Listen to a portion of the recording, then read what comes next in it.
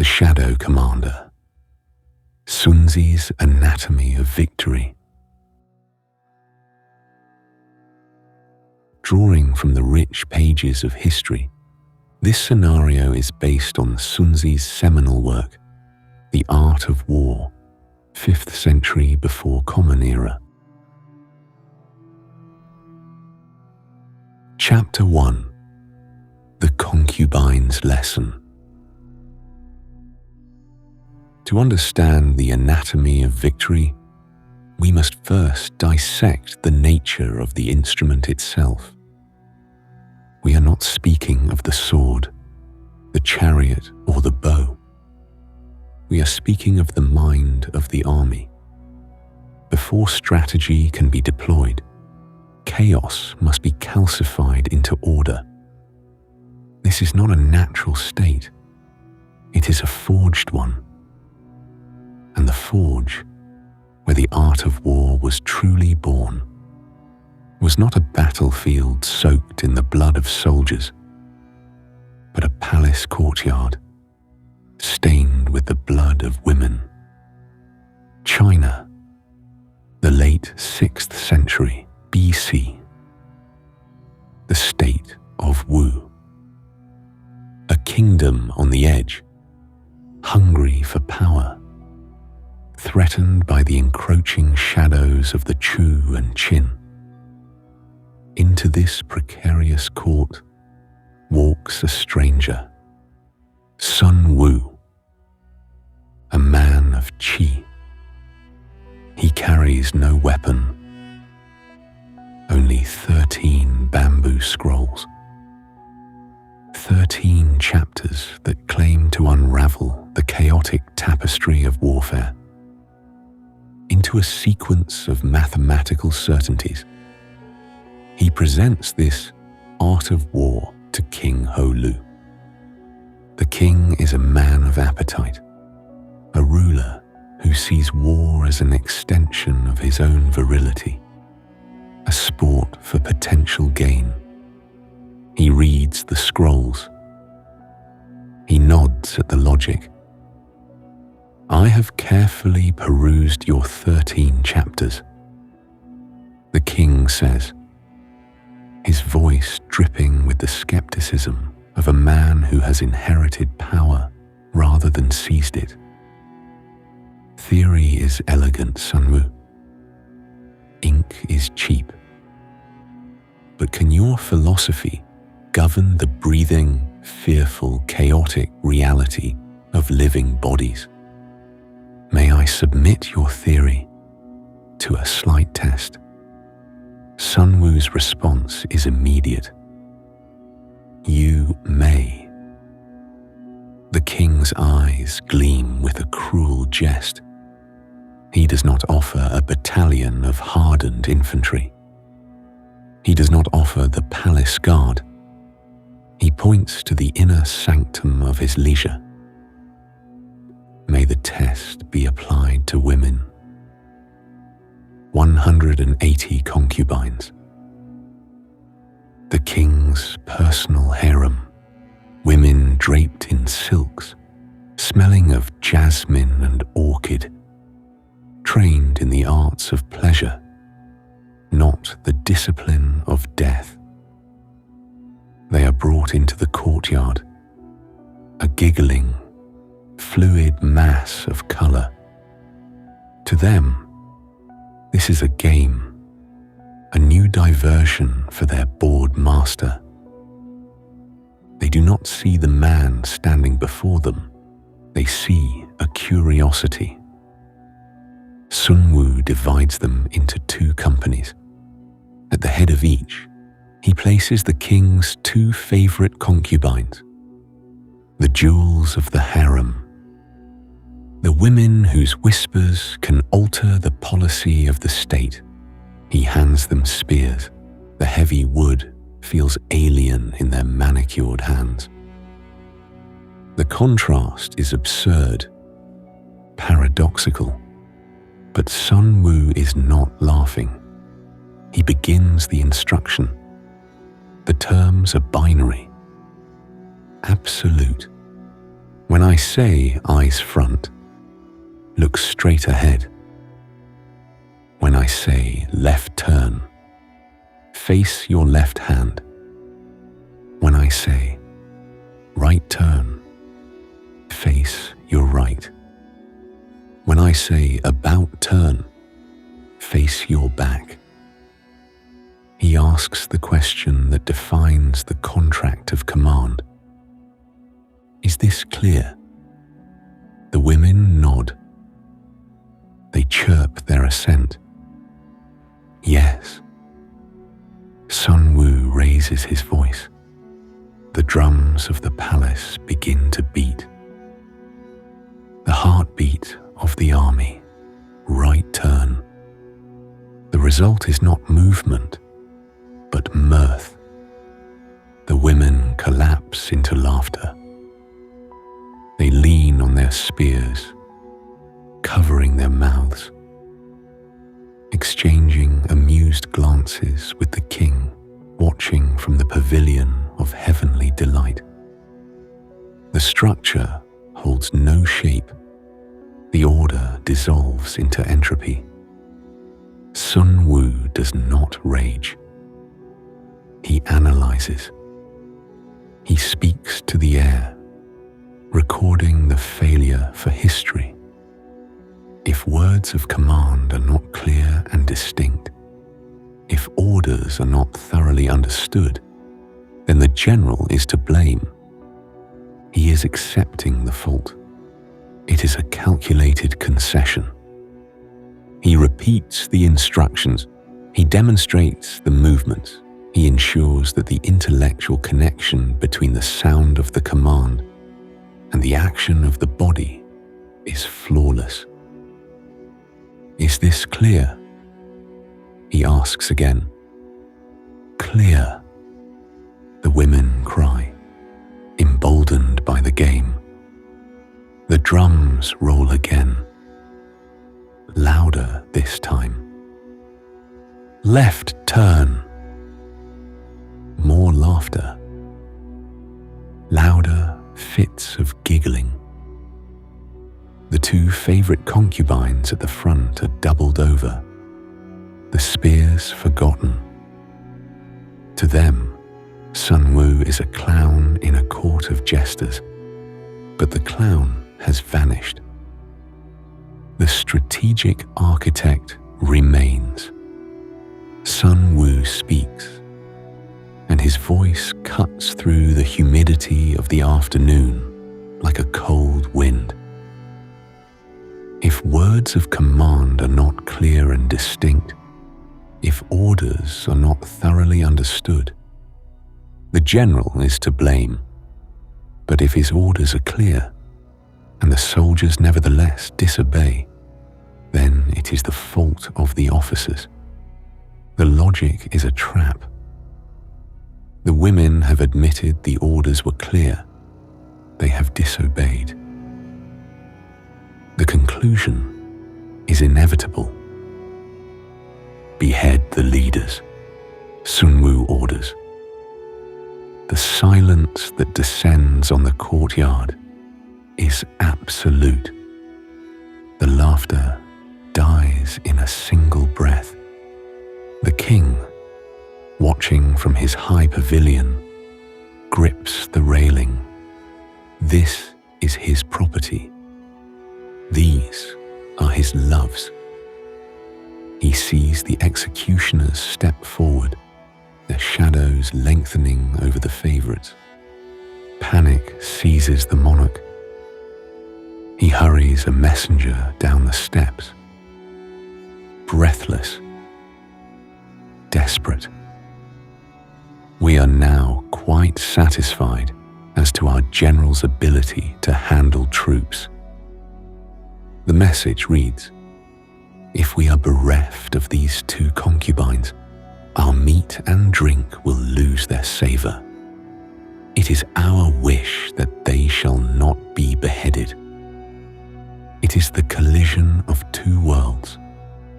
The king's world, where feelings, appetites, and favorites dictate reality, and Sun Wu's world, where the moral law is absolute. Sun Wu looks at the messenger, then up at the king. He does not blink. Having once received His Majesty's commission to be the general of his forces, there are certain commands of His Majesty which, acting in that capacity, I am unable to accept. The sword falls twice. There is no more laughter. There is no more silk. There is only the wet thud of reality. The two favorite concubines lie dead on the stones.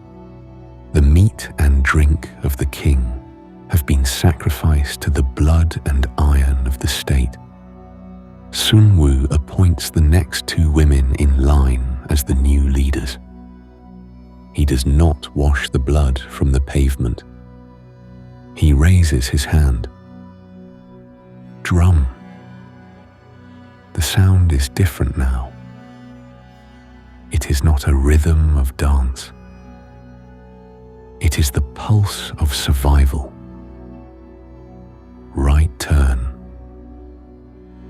178 bodies move as one. The spears snap into position. The silks rustle in perfect unison. There is not a sound, not a whisper, not a breath of dissent. They wheel. They kneel. They march. They are no longer women. They are a weapon. Sun Wu sends a final message to the pale, sickened king. Your soldiers, sire, are now properly drilled and disciplined, and ready for your Majesty's inspection. They can be put to any use that their sovereign may desire. Bid them go through fire and water, and they will not disobey.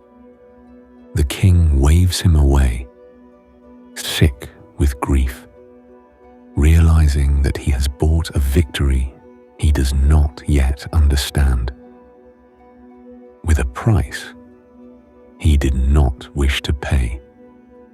The king is only fond of words, Sun Wu remarks, and cannot translate them into deeds. But the deed was done. Holu realized that this man held the keys to the kingdom's survival. He appointed Sun Wu general. And to the west, he defeated the Chu state and forced his way into Ying, the capital. To the north, he put fear into the states of Qi and Qin. The lesson of the concubines is the 0 point of the master blueprint. It teaches us that before we can discuss terrain, or fire, or spies, we must establish the currency of war. That currency is not gold. It is obedience. It is the sublimation of the individual will into the collective purpose.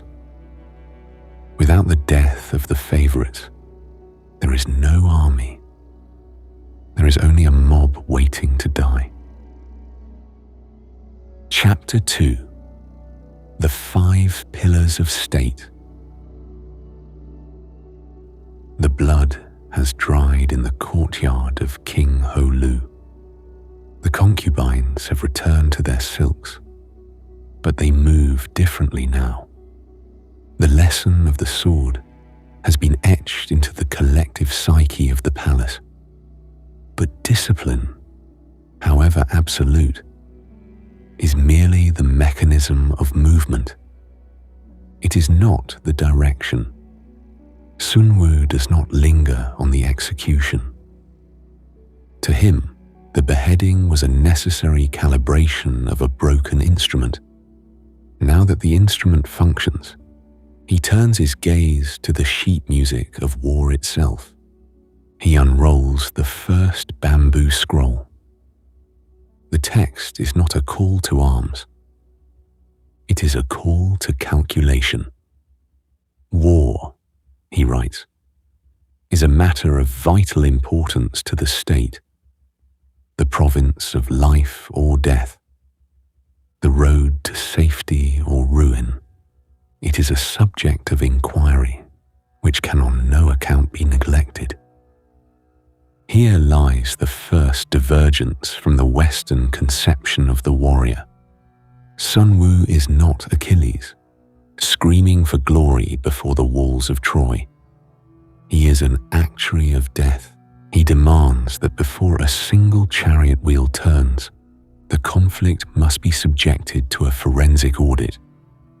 He proposes a framework of 5 constant factors, 5 pillars that must hold the weight of the state before the first arrow is fletched. The first pillar is the moral law. This is the Tao. It is the invisible current of trust that binds the people to their ruler. It is not fear. Fear was the tool for the concubines. The moral law is the shared conviction that the cause is just. When the moral law is absolute, the people will follow their leader into the deepest chasm, undismayed by danger. They will give their lives not because they are forced to, but because their will and the sovereign's will are one. Without this harmony, an army is brittle. With it, it is granite. The second pillar is heaven. This is not a prayer to the gods. Sun Wu rejects the superstition of omens. To him, heaven is the architecture of time. Yin and yang, cold and heat, the sequence of the seasons. It is the understanding that a campaign launched in the freezing breath of winter fights 2 enemies, the opposing army and the frost. To ignore the timing of heaven is to invite disaster before the enemy has even drawn a blade. The third pillar is earth. If heaven is time, earth is space. It comprises distances, great and small, danger and security, open ground and narrow passes, the chances of life and death. The general who knows that the marsh will slow his chariots, or that the narrow ravine creates a kill zone, commands the earth. The general who ignores the terrain fights blindfolded. The earth is not a backdrop, it is a participant. The fourth pillar is the commander. Here, Sun Wu sketches the portrait of the ideal general. He does not list physical strength or skill with a spear. He lists virtues of the mind and spirit, wisdom, sincerity, benevolence, courage, and strictness. Note the paradox: benevolence and strictness. To love the soldiers enough to protect them, yet be severe enough to send them to their deaths.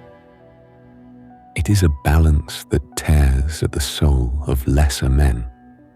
But the commander must be a vessel of contradictions, kind yet terrifying, wise yet daring. The fifth pillar is method and discipline. This is the machinery of the state, the marshalling of the army in its proper subdivisions, the gradations of rank among the officers, the maintenance of roads by which supplies may reach the army, and the control of military expenditure. It is logistics. It is the dull, unglamorous reality that amateurs discuss tactics, but professionals discuss logistics. With these 5 pillars established, Sun Wu moves to the 7 considerations. This is the comparative phase.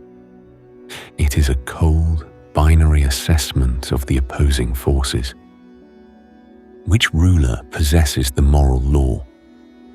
Which general has the most ability? On which side is discipline most rigorously enforced? To know the answers to these questions is to know the outcome before the battle begins. By means of these 7 considerations, Sun Wu declares, I can forecast victory or defeat. There is no room for hope in this equation. Hope is not a strategy. Victory is a mathematical inevitability derived from superior preparation. Defeat is the result of a miscalculation. But if calculation is the skeleton of war, deception is its flesh. Once the plans are laid, the true nature of the shadow commander emerges. Sun Wu introduces the axiom that will define Eastern strategy for 2.5 millennia. All warfare is based on deception. This is the pivot. The rigid structure of the 5 pillars serves only to support a fluid, shifting reality designed to break the enemy's mind. Hence, he writes, when able to attack, we must seem unable. When using our forces, we must seem inactive. When we are near, we must make the enemy believe we are far away. When far away, we must make him believe we are near. It is a game of mirrors. The general must become a master of illusion. He must hold out baits to entice the enemy. He must feign disorder to encourage an attack, then crush the disorganized foe. If the enemy is secure at all points, be prepared for him. If he is in superior strength, evade him. If his opponent is of choleric temper, seek to irritate him. Pretend to be weak, that he may grow arrogant. This is the art of psychological dislocation. You do not just fight the enemy soldier, you dismantle the enemy general's perception of reality. You turn his strength into a liability. You make him march when he should rest, and rest when he should be vigilant. You attack him where he is unprepared, and appear where you are not expected. The art of war is thus revealed not as a manual for slaughter, but as a manual for control. Control of the self, control of the environment, and ultimately, control of the enemy's mind. The greatest victory is the one that requires the least amount of blood, achieved because the enemy was defeated by his own misconceptions before he ever stepped onto the field. But while the mind may soar in the realm of strategy, the army must march on the ground. The theoretical perfection of the blueprint now meets the friction of the real world. Ideas are weightless, but soldiers need food, chariots need grease, and arrows need bronze. The dream of victory must now be paid for. Chapter 3: The Economy of Violence. The silence of the planning temple is replaced by the deafening roar of the mobilization. Sun Wu, having established the moral and strategic architecture of the state, now turns his gaze to the ledger. He understands a truth that eludes the romantic poets of war. Glory is expensive. Strategy is theoretical. Logistics is the anchor that drags it back to earth. We are no longer dealing with the binary simplicity of the drill ground or the abstract geometry of the 5 pillars. We are dealing with the hemorrhage of resources. Sun Wu opens this chapter not with a battle cry, but with an invoice.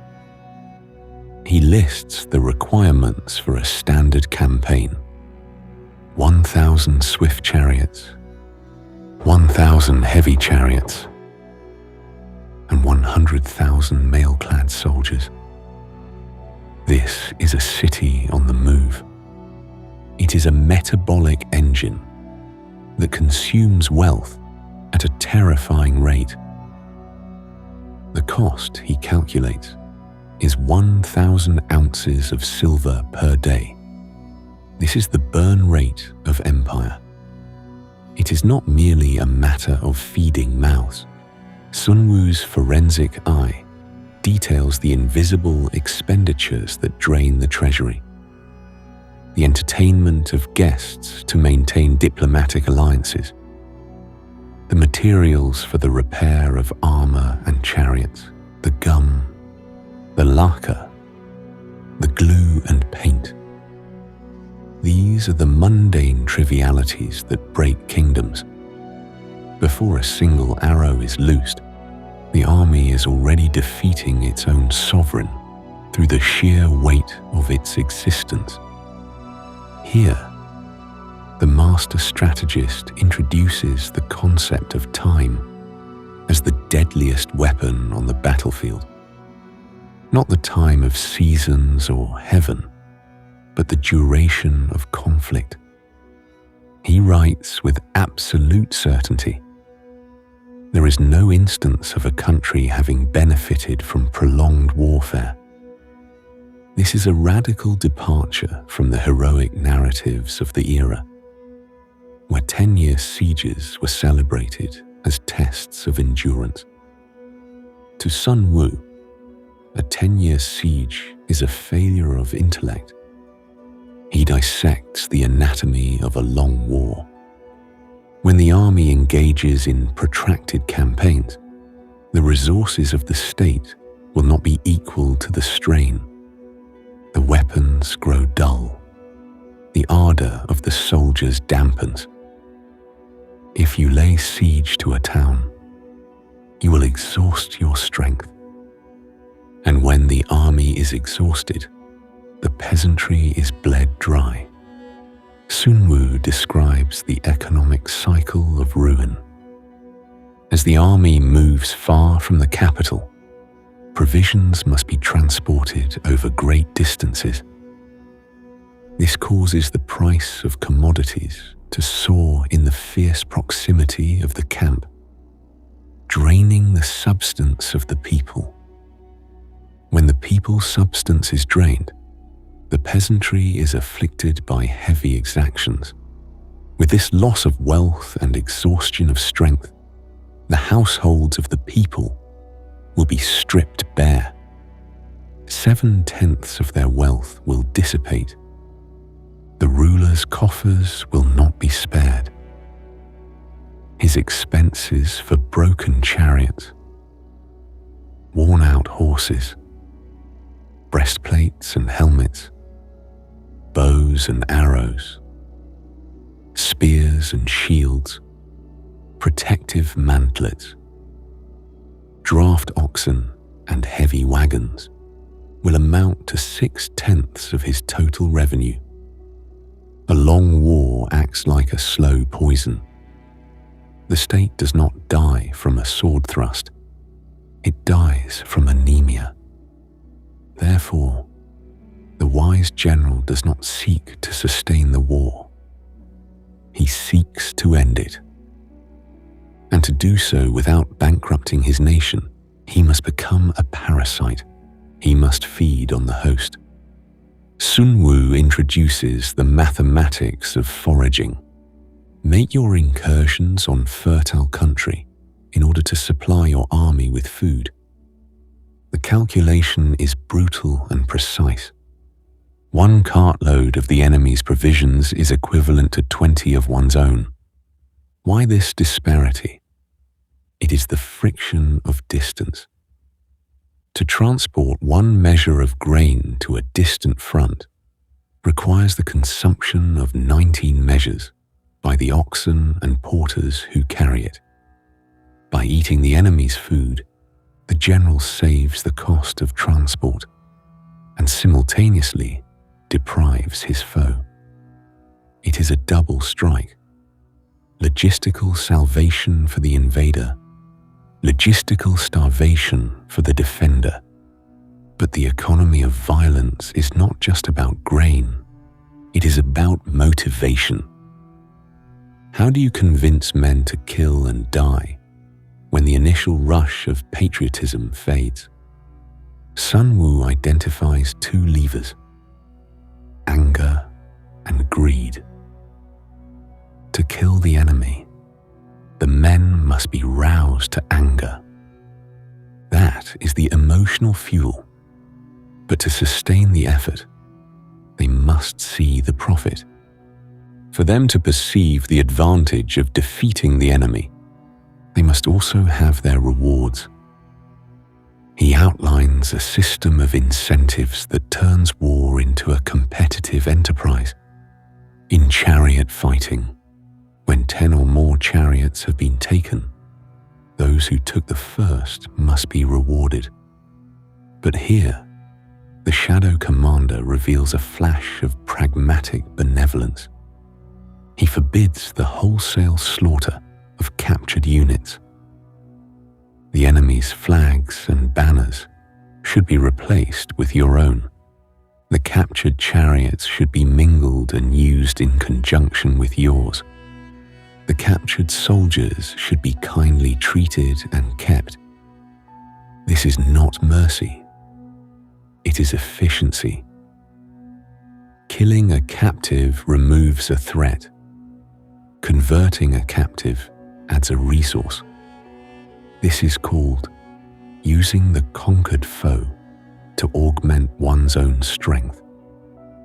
The army grows as it consumes. It becomes a rolling avalanche, gathering mass from the very obstacles it destroys. The lesson of the ledger is clear.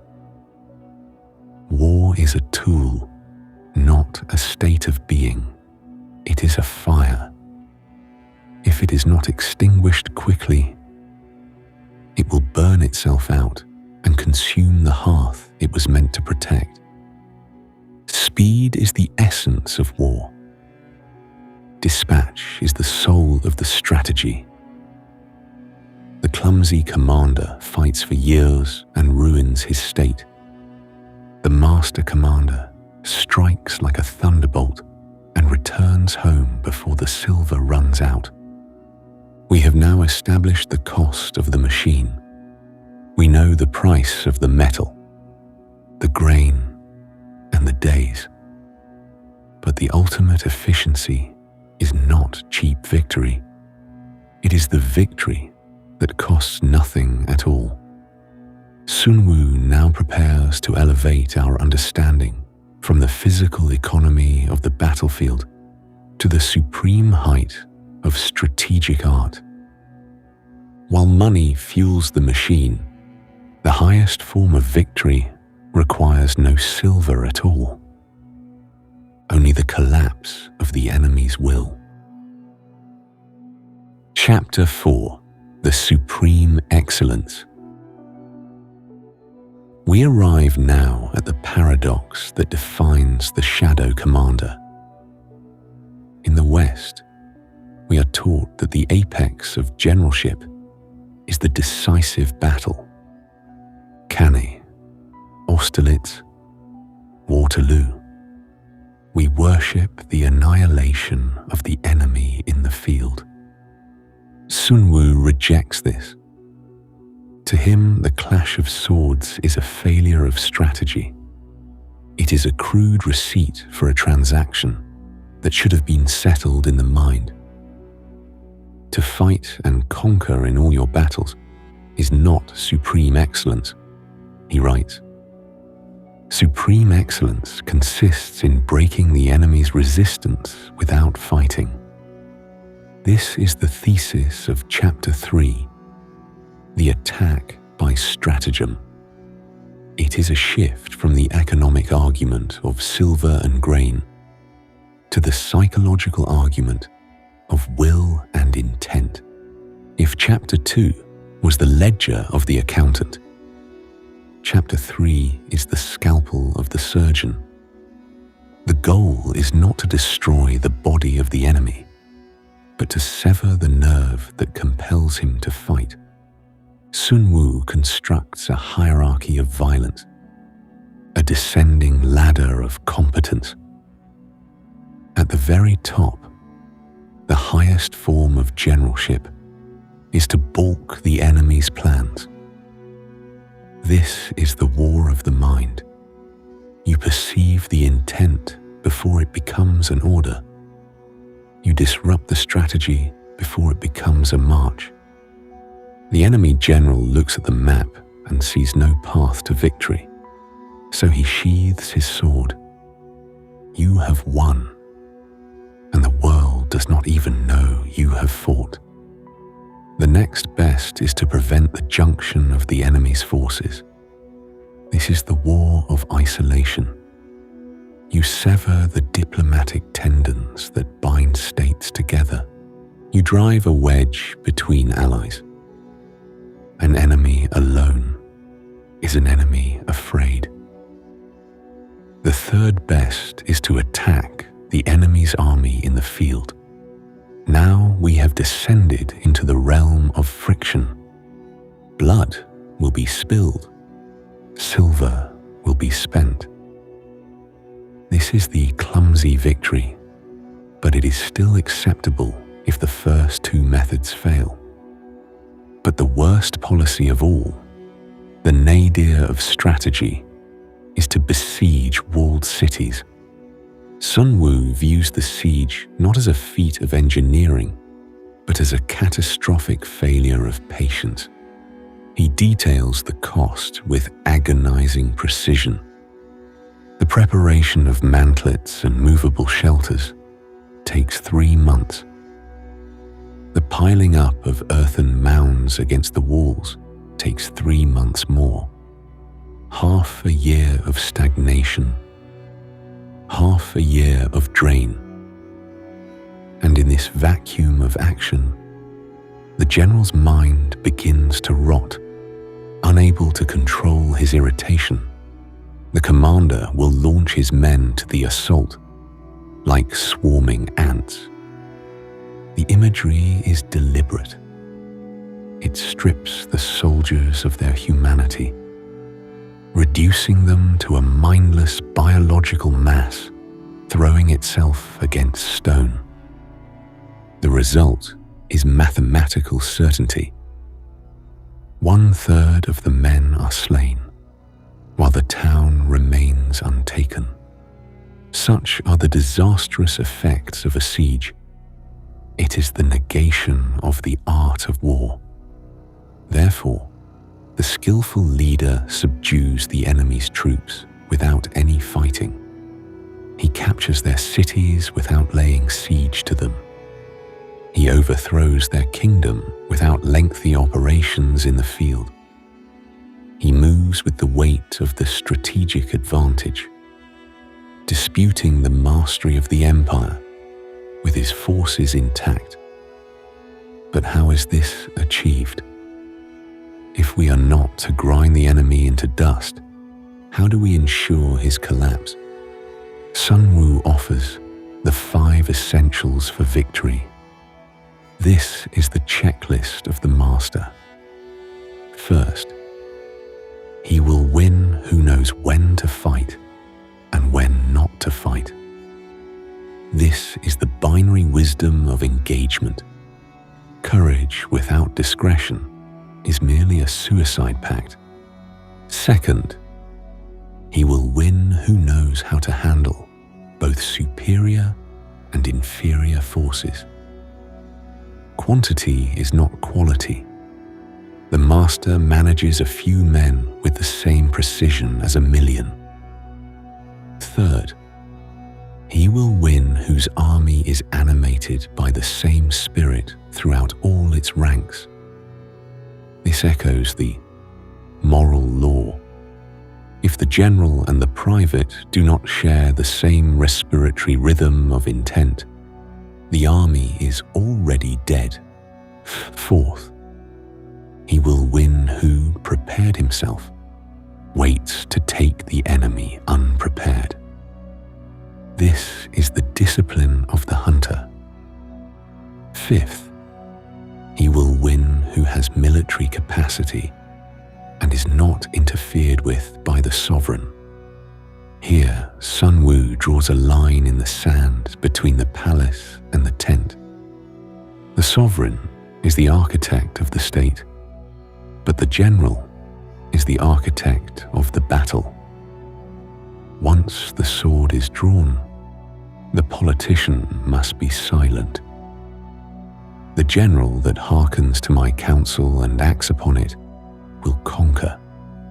Sun Wu asserts, "Let such a one be retained in command." These essentials are the pillars of the supreme excellence. They move the conflict from the physical plane to the cognitive. They allow the shadow commander to dismantle the enemy, not with force, but with the undeniable weight of reality.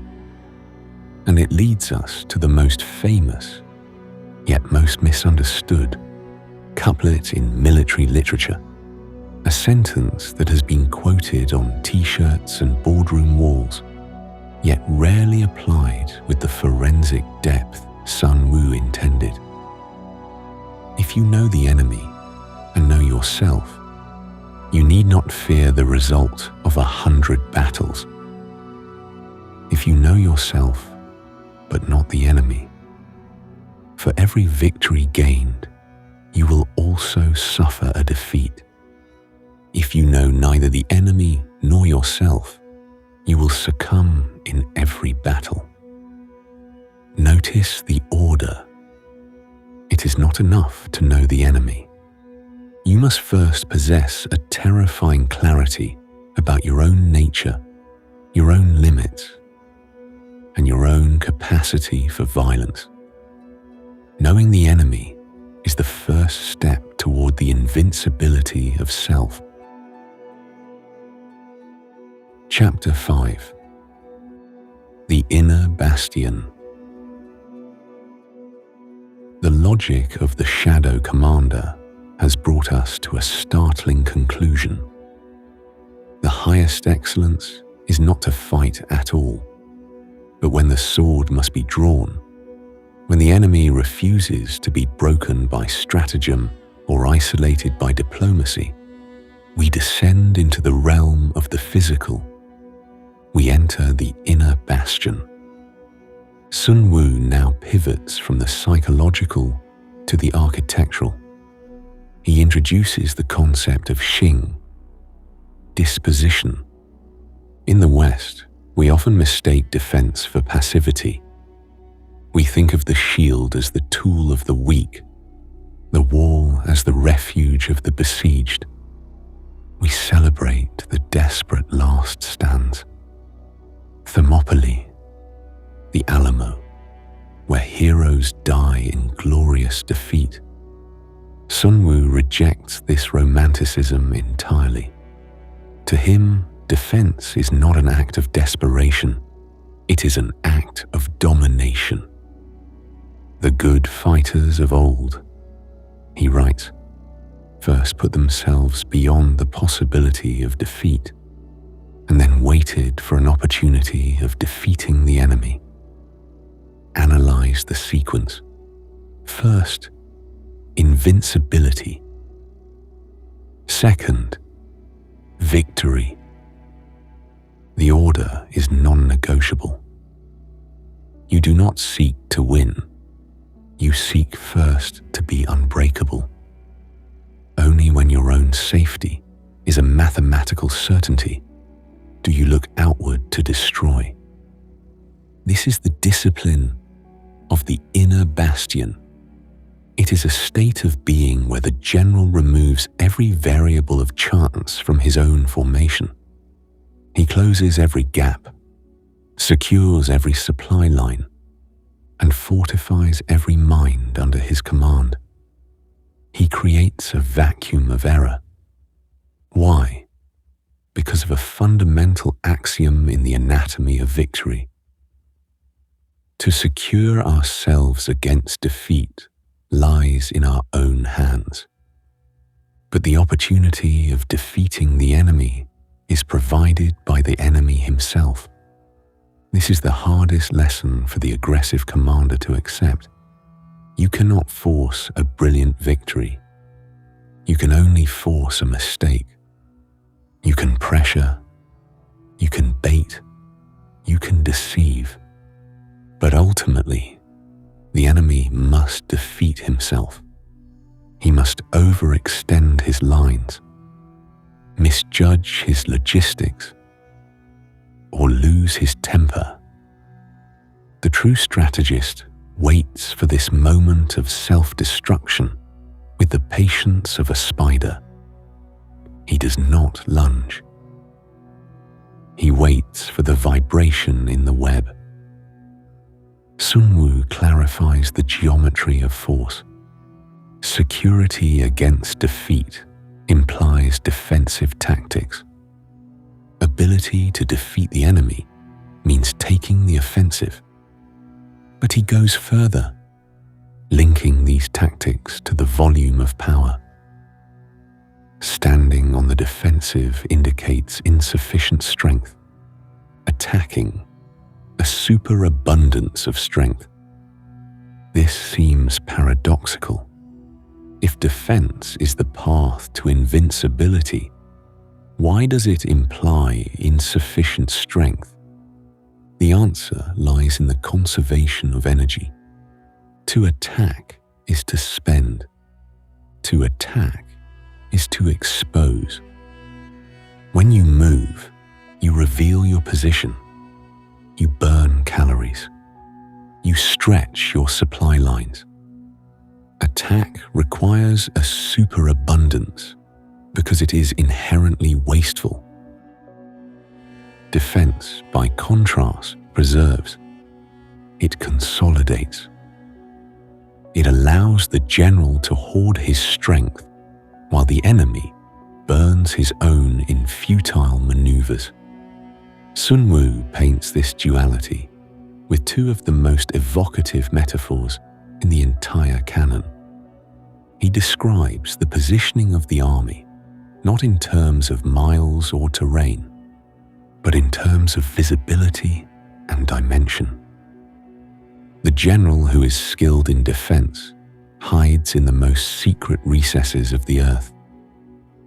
The ninth earth. This is not a literal cave. It is a conceptual depth. It implies a concealment so absolute that the enemy does not even know where to aim his arrow. It is the silence before the storm. The army vanishes from the cognitive map of the adversary. They cannot attack what they cannot perceive. And when the moment comes, when the enemy has revealed his gap, exhausted his patience, and committed his fatal error, the transition is instantaneous. He who is skilled in attack flashes forth from the topmost heights of heaven, from the ninth earth to the heaven's height, from the lowest depth to the highest peak. The attack does not build up slowly. It crashes down like a thunderbolt, terrifying and irresistible because its origin was invisible. This is the paradox of the Shadow Commander. is nowhere until he is everywhere. This method leads to a type of victory that history rarely records. We sing songs about the generals who snatch victory from the jaws of defeat, who turn the tide in a bloody, chaotic struggle. Sun Wu has no patience for such drama. If you are struggling, you have already failed in your calculations. He wins his battles by making no mistakes, Sun Wu asserts. Making no mistakes is what establishes the certainty of victory, for it means conquering an enemy that is already defeated. The true master wins easily. He does not struggle. He does not sweat. His victory appears so natural, so inevitable, that the world dismisses it as luck or weakness. To lift an autumn hair is no sign of great strength. To see the sun and moon is no sign of sharp sight. To hear the noise of thunder is no sign of a quick ear. The autumn hair, the new fine fur of a hare, is light. Lifting it proves nothing. In the same way, the perfect victory is so clean, it leaves no trace of the difficulty involved. It brings neither reputation for wisdom nor credit for courage. This is the ultimate forensic standard. The perfect crime is the one nobody knows was committed. The perfect war is the one nobody realizes was fought until the treaty is signed. The Inner Bastion is not a fortress of stone. It is a fortress of logic. It is the refusal to gamble. It is the rejection of hope.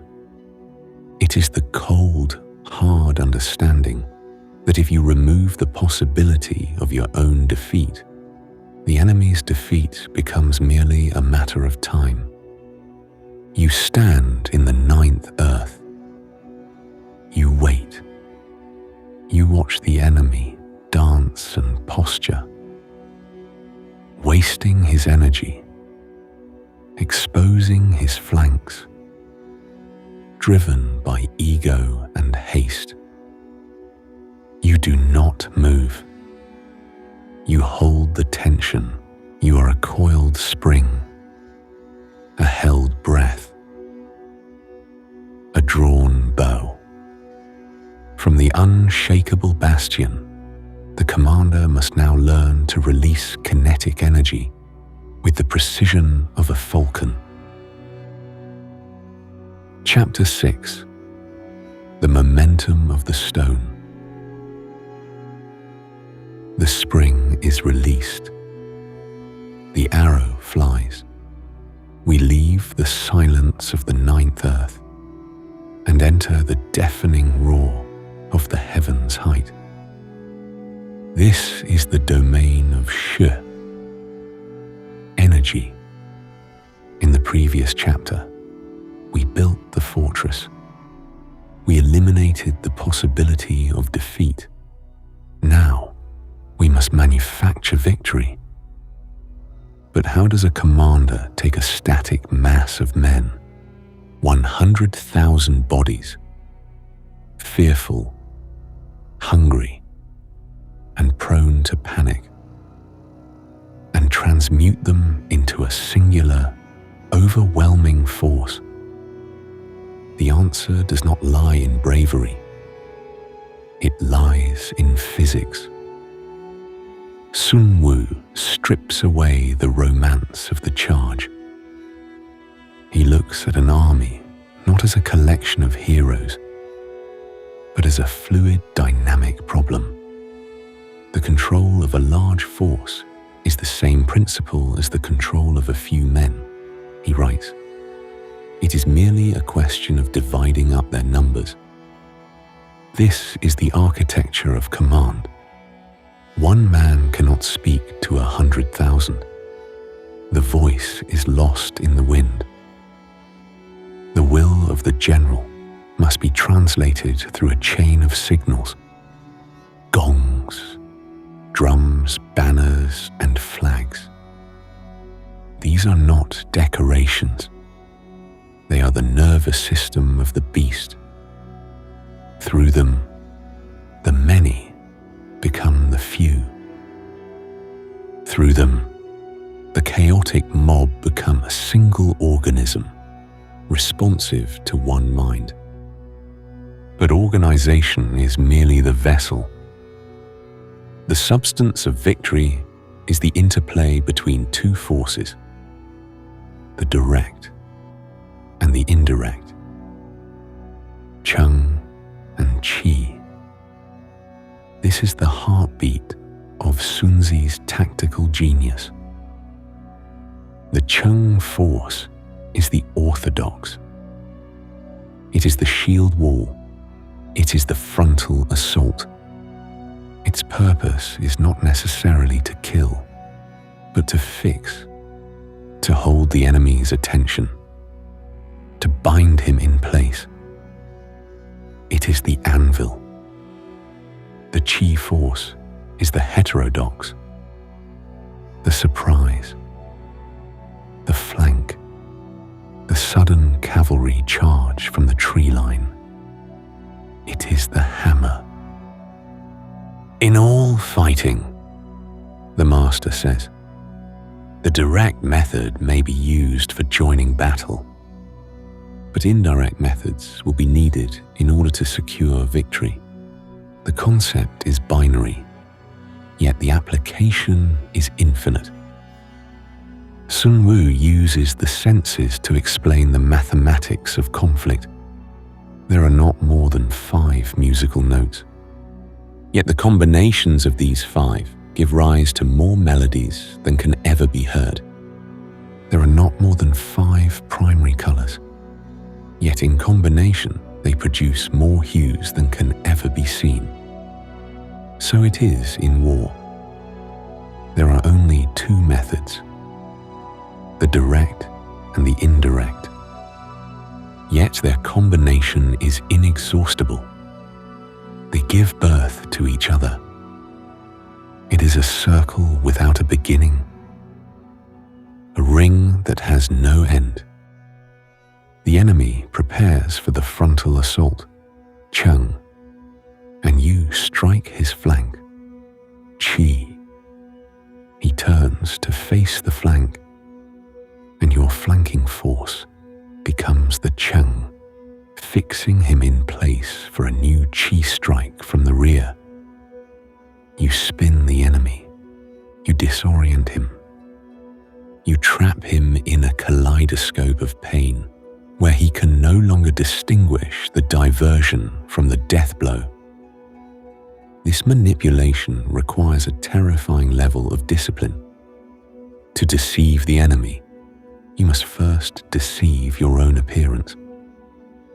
Simulated disorder postulates perfect discipline. Simulated fear postulates courage. Simulated weakness postulates strength. To feign confusion, your lines must be unbreakable. To feign retreat, your courage must be absolute. You offer the enemy a bait, a gap in the line, a dropped flag, a fleeing unit. You sacrifice something to make him snatch at it. You manipulate his greed.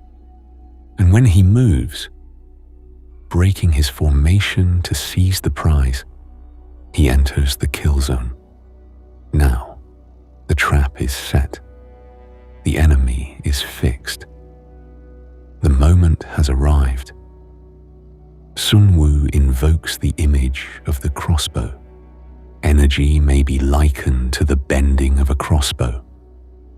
Decision to the releasing of the trigger. The army is no longer men. It is potential energy stored in wood and sinew.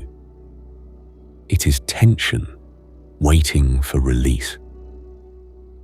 The decision is not a long deliberation.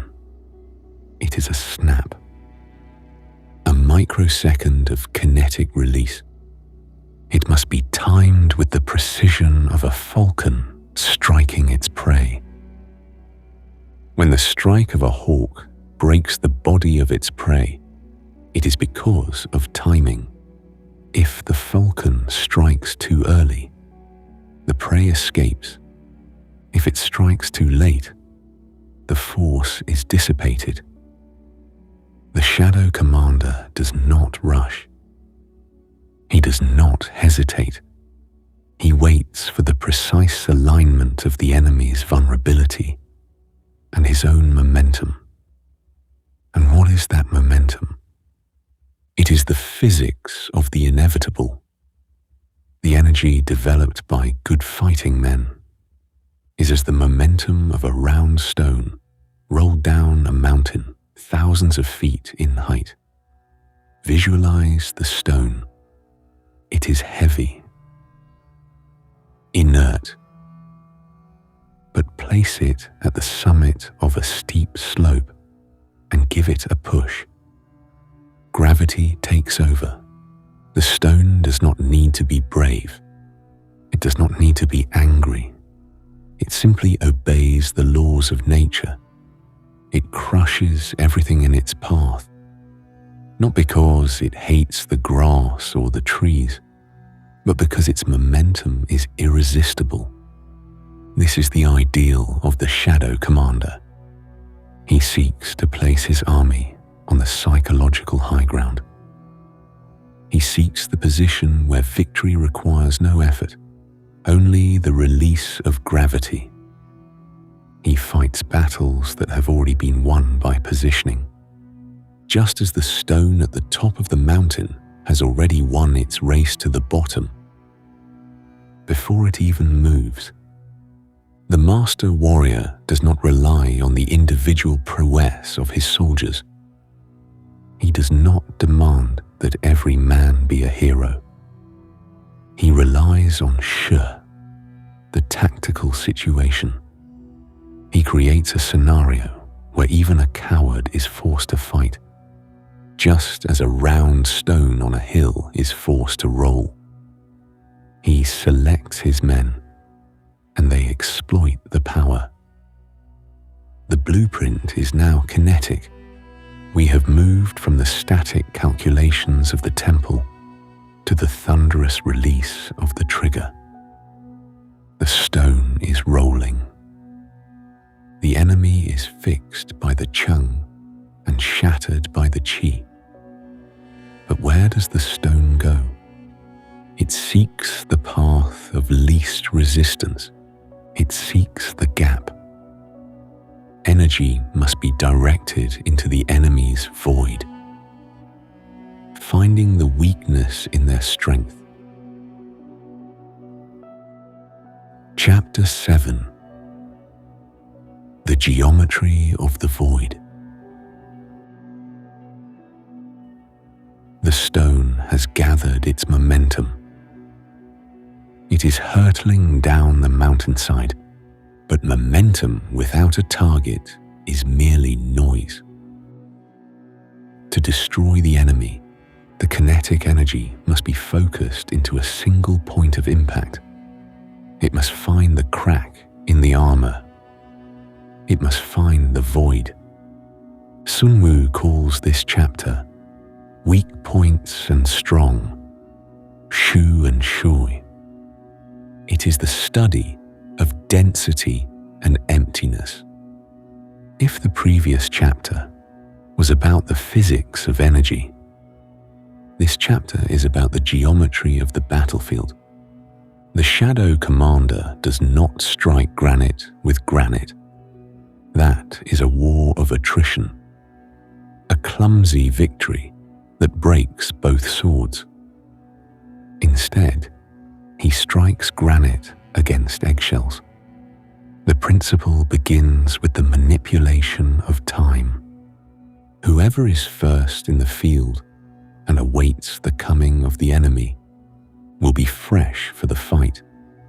Whoever is second in the field and has to hasten to battle will arrive exhausted. This is the initiative. To hold it is to control the metabolic rate of the war. The clever combatant imposes his will on the enemy. He does not allow the enemy's will to be imposed on him. Consider the cruelty of this mechanics. You do not chase the enemy. You make him come to you. You hold out advantages to entice him. You inflict damage to deter him. You make him march when he is hungry. You make him defend when he is tired. You turn his own legs into your weapons. By the time he arrives at the point of contact, he is already defeated by the journey. But how do you ensure the enemy exposes his void while you maintain your substance? You become formless. The spot where we intend a fight must not be made known, for then the enemy must prepare against a possible attack at several different points. This is the mathematics of dispersion. If the enemy does not know where the blow will fall, he must reinforce his left, his right, his van, and his rear, and the logic is absolute. If he sends reinforcements everywhere, he will everywhere be weak. Numerical weakness comes from having to prepare against possible attacks. Numerical strength comes from compelling the adversary to make these preparations against us. By remaining invisible, you force the enemy to dilute his power until it is thin enough to puncture. You force him to defend the many, so you can destroy the few. We arrive now at the ultimate metaphor of the master blueprint. Sun Wu looks at the landscape, at the rivers carving through the valleys of Wu and Chu, and he sees the perfect army. Military tactics are like unto water. In the West, we associate water with softness, with yielding. Sun Wu sees it as an unstoppable force of devastation. Why? Because it obeys the law of the void. Water in its natural course runs away from high places and hastens downwards. It does not argue with the terrain. It does not try to flow uphill. It seeks the hollow. It seeks the gap. So in war, the way is to avoid what is strong and to strike at what is weak.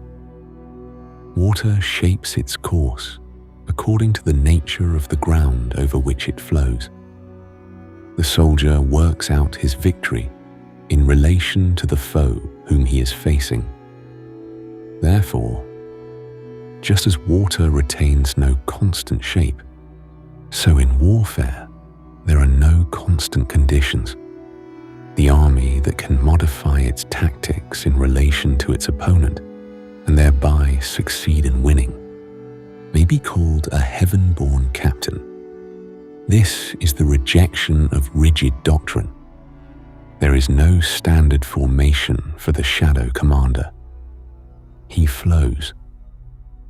If the enemy is strong on the right, he flows to the left.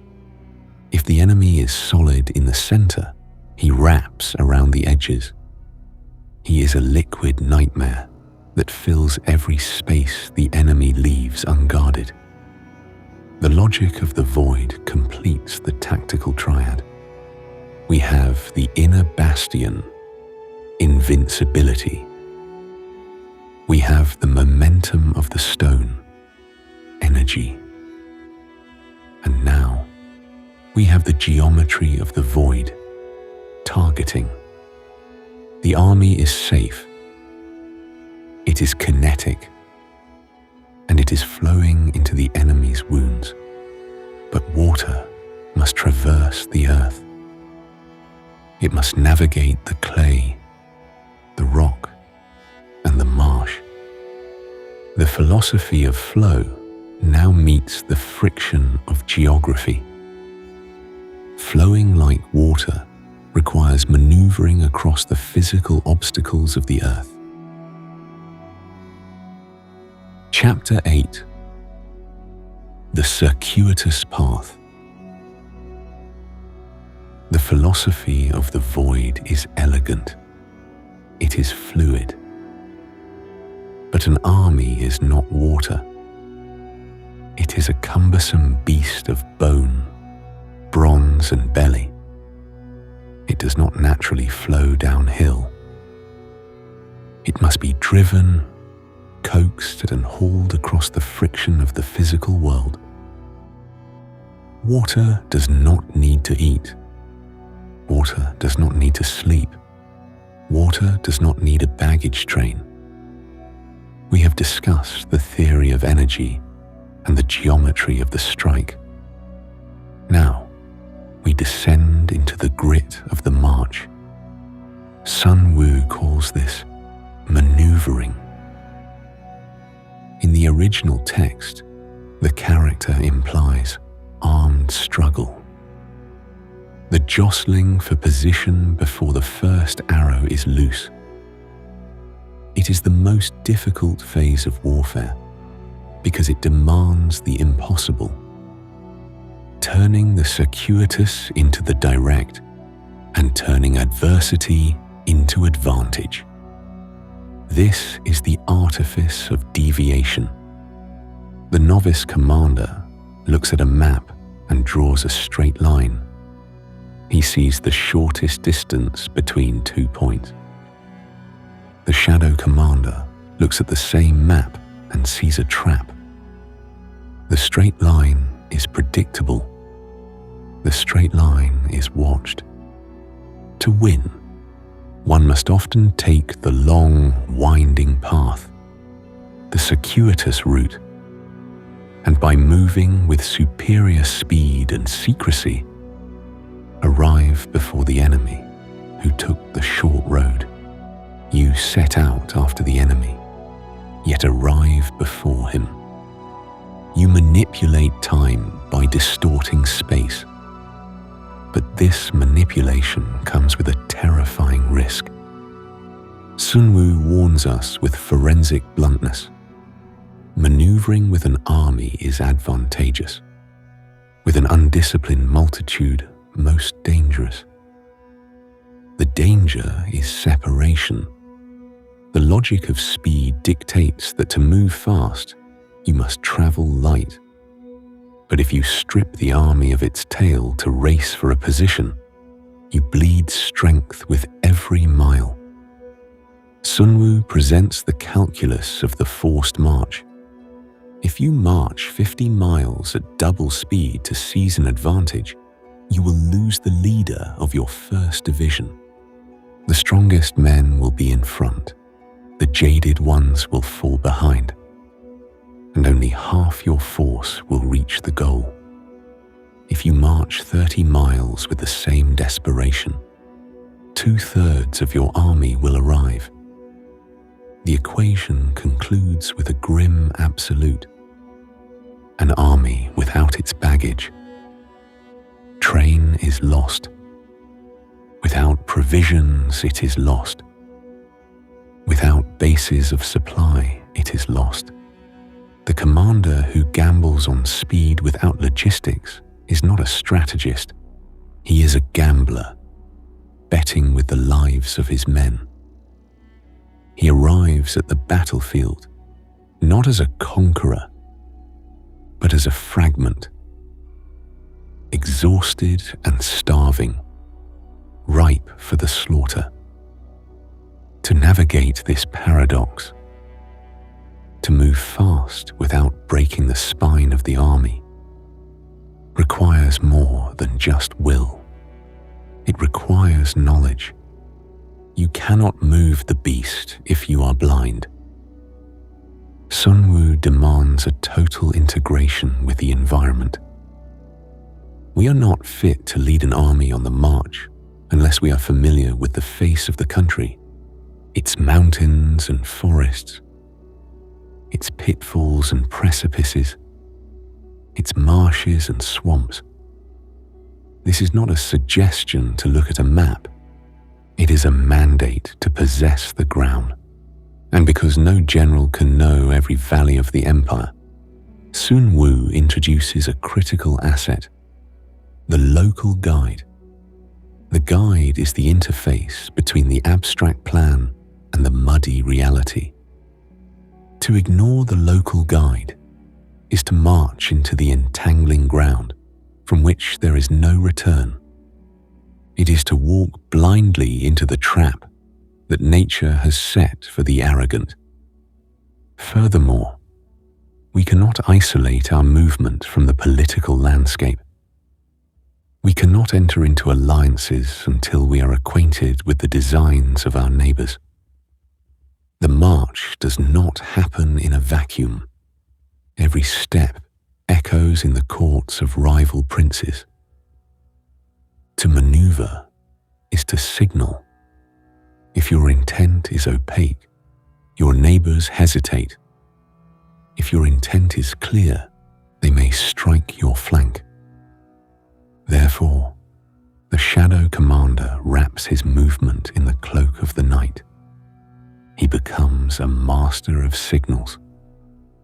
How do you speak to 100,000 men amidst the roar of wind and the clatter of chariots? The human voice is useless here. The army needs a central nervous system. Gongs and drums, banners and flags. Sun Wu writes, "These are the means whereby the ears and the eyes of the host may be focused on one particular point. When the army is one, the brave cannot advance alone, and the cowardly cannot retreat alone. The gongs and drums control the ears. The banners and flags control the eyes. This is the unification of the sensory experience. The individual soldier ceases to perceive the battlefield through his own fearful perspective. He perceives only what the command dictates. He moves when the drum beats. He stops when the gong sounds. He is no longer a man. He is a cell in a single, massive organism. And this organism must be terrifyingly elusive. Let your plans be dark and impenetrable as night, Sun Wu advises, and when you move, fall like a thunderbolt. Consider the sequence. Darkness, then lightning, silence, then destruction. There is no middle ground. There is no gradual attack. You do not telegraph the blow. You obscure your form. You deviate your path. You hide your intent in the shadows of the circuitous route. And then, when the enemy is looking at the horizon you have abandoned, you strike him from the sky he left unguarded. You plunder the countryside to feed your men. You divide the spoil to motivate them. You keep them moving, keep them hungry, keep them focused on the flags. You prohibit the taking of omens and cast out superstitious doubts, replacing the fear of gods with the fear of the general. This is the discipline of the march. It is the ability to take the long way round and turn it into the killing blow. It is the mastery of friction. But the physical landscape is not the only terrain a general must navigate. There is a landscape within the mind, a psychological minefield where character flaws become fatal errors. A general may master the mountains and the rivers. He may master the gongs and the drums. But if he cannot master his own temper, he is already defeated. Even with perfect maneuvers, a commander can still fall into the 5 mental traps that lead to ruin. Chapter 9: The General's 5 Sins. The terrain of the battlefield is treacherous, filled with marshes that sink chariots and ravines that swallow armies. But Sun Wu reveals that the most dangerous terrain of all is not composed of earth and stone. It is composed of the psychology of the commander. A general may master the seasons of heaven and the distances of earth, but if he cannot navigate the geography of his own soul, he is already defeated. We enter the anatomy of leadership failure. Sun Wu does not speak here of tactical incompetence or logistical error. He speaks of character. He identifies 5 dangerous faults, which may affect a general. 5 distinct cracks in the psyche, where the enemy can insert a lever and pry the army apart. These are not merely personality quirks. They are catastrophic structural vulnerabilities. The first sin is recklessness. This is the general who leads from the front not out of calculation, but out of a thirst for glory. If he is reckless, he can be killed. Sun Wu warns. This leader confuses bravery with strategy. He believes that courage is a shield, but to the strategic architect, courage without discretion is merely a suicide pact. A dead general commands no troops. His death decapitates the organism, turning the disciplined army back into a mob. The enemy does not need to defeat his army. They only need to bait his ego, draw him into a trap, and let his own rashness deliver his head. The second sin is the inverse, cowardice. If he is cowardly, he can be captured. Sun Wu writes, "This is the general who cherishes life too dearly. He hesitates when he should strike. He retreats when he should hold. His fear of death becomes the chain by which the enemy enslaves him. A reckless general destroys the army. A cowardly general surrenders it. In the brutal calculus of the warring states, the general who fears death is already a ghost. The third sin is a hasty temper.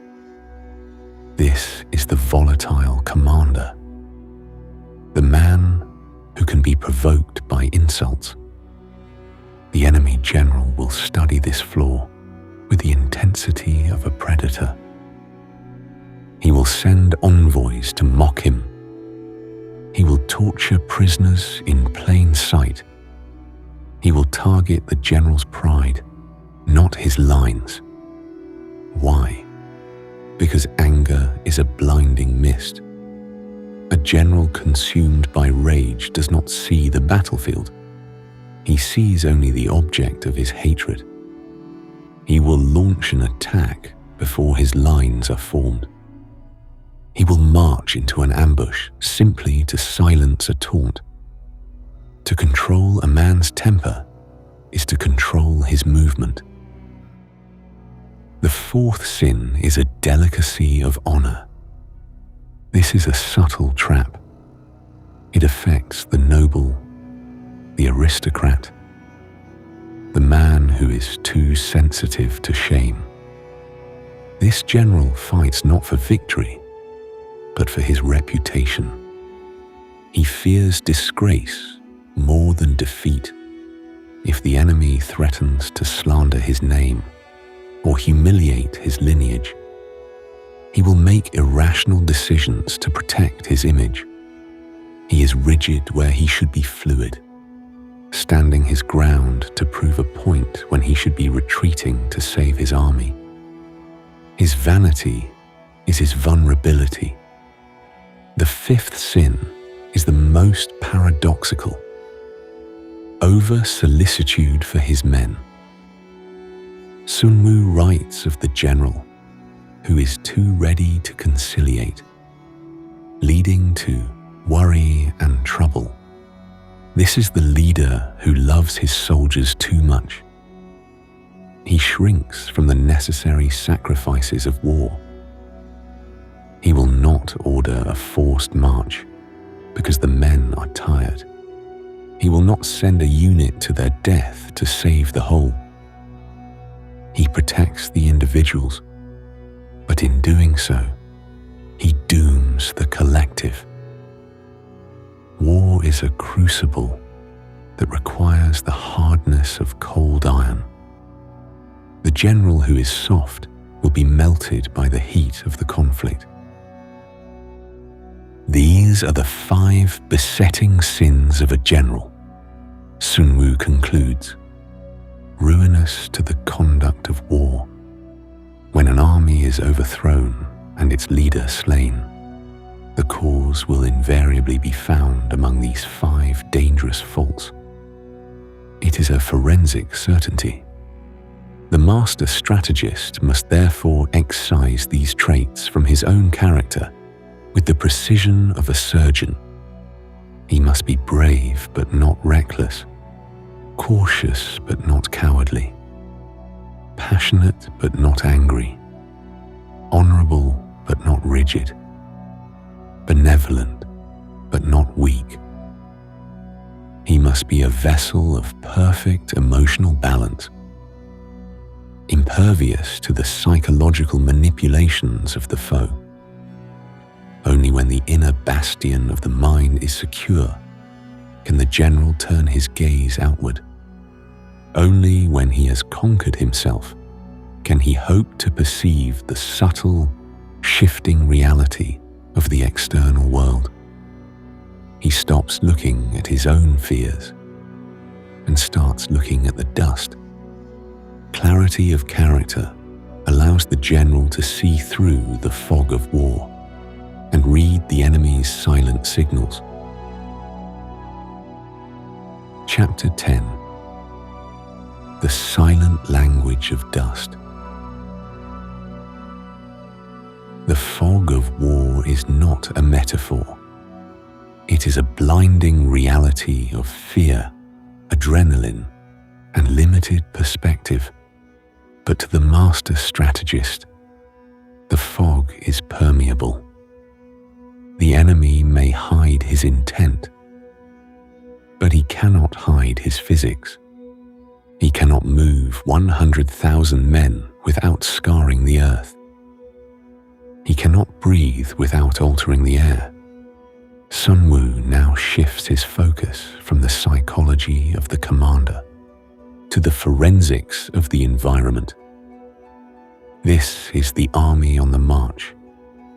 It is the science of deduction. In the modern world, we rely on satellite telemetry and thermal imaging.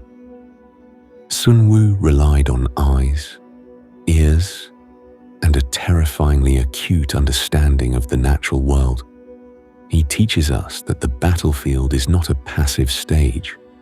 It is a complex information system. Every bird, every blade of grass, and every particle of dust is a data point waiting to be read. The first variable is the dust itself.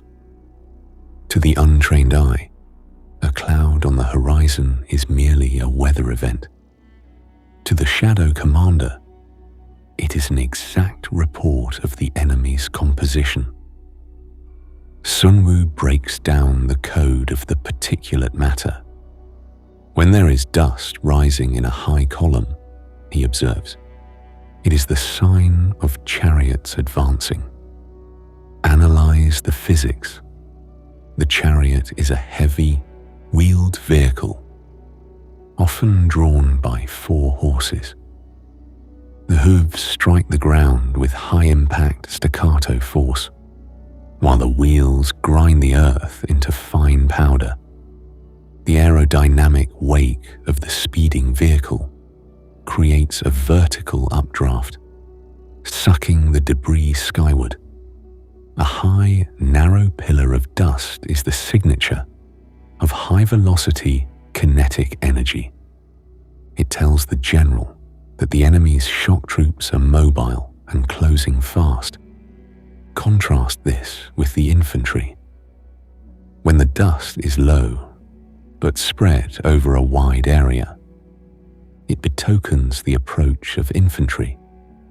Foot soldiers do not strike the ground with the same violent force as galloping horses. They shuffle, they march.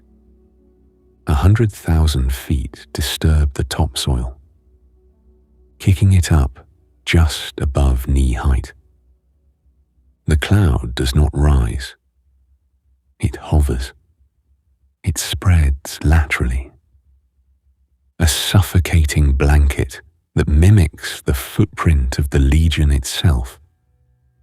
This is the sign of the slow, crushing mass of the main army. The code gets more granular. When the dust branches out in different directions, Sunwu notes, it shows that parties have been sent to collect firewood. The army is not marching. It is foraging. The unified organism has splintered into smaller cells, scattering into the tree lines to feed the fires of the camp. This signals a change in the enemy's metabolic state. They are settling. They are cooking. They are vulnerable. And finally, a few clouds of dust moving to and fro signify that the army is encamping. The heavy work is done. The perimeter is being walked. The motion is lethargic, localized. The enemy is driving stakes into the ground. But the earth is not the only witness. The biological world acts as a vast living sensor network. Sunwu demands that the general integrate himself into the ecosystem. He must notice what belongs and what does not. The rising of birds in their flight is the sign of an ambuscade. Nature seeks energy conservation. A bird does not leave its perch without cause.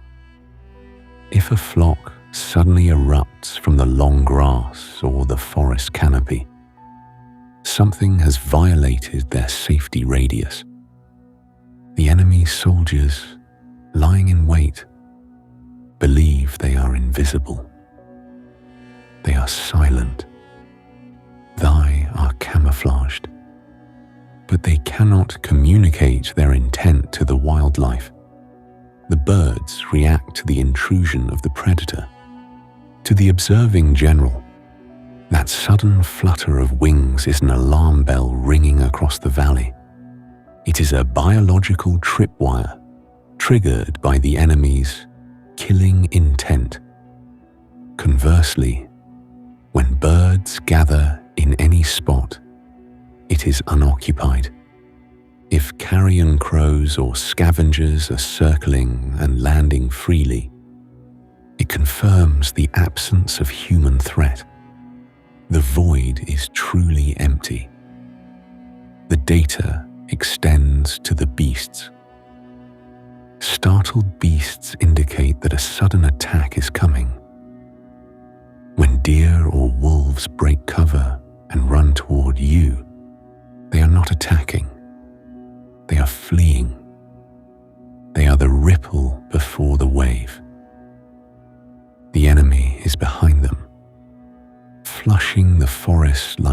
traitors at a hunt. The panic of the animal kingdom is the precursor to the violence of men.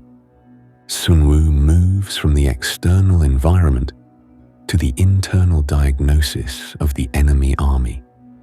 He treats the opposing force like a patient on a table. He looks for symptoms of disease, not physical illness, but the sickness of morale and discipline. He watches the enemy soldiers standing in their lines. When the soldiers stand leaning on their spears, they are faint from want of food. This is a forensic detail of immense importance. A disciplined soldier stands at attention. His weapon is a tool of aggression, held ready. When that weapon becomes a crutch, the soldier has ceased to be a warrior. He has become a tired man trying to stay upright. The caloric deficit has overridden the drill. The army is starving. He watches the water detail. If those who are sent to draw water drink it first, the army is suffering from thirst. In a disciplined unit, the water carriers are the servants of the collective. They haul the heavy vessels back to the camp for distribution.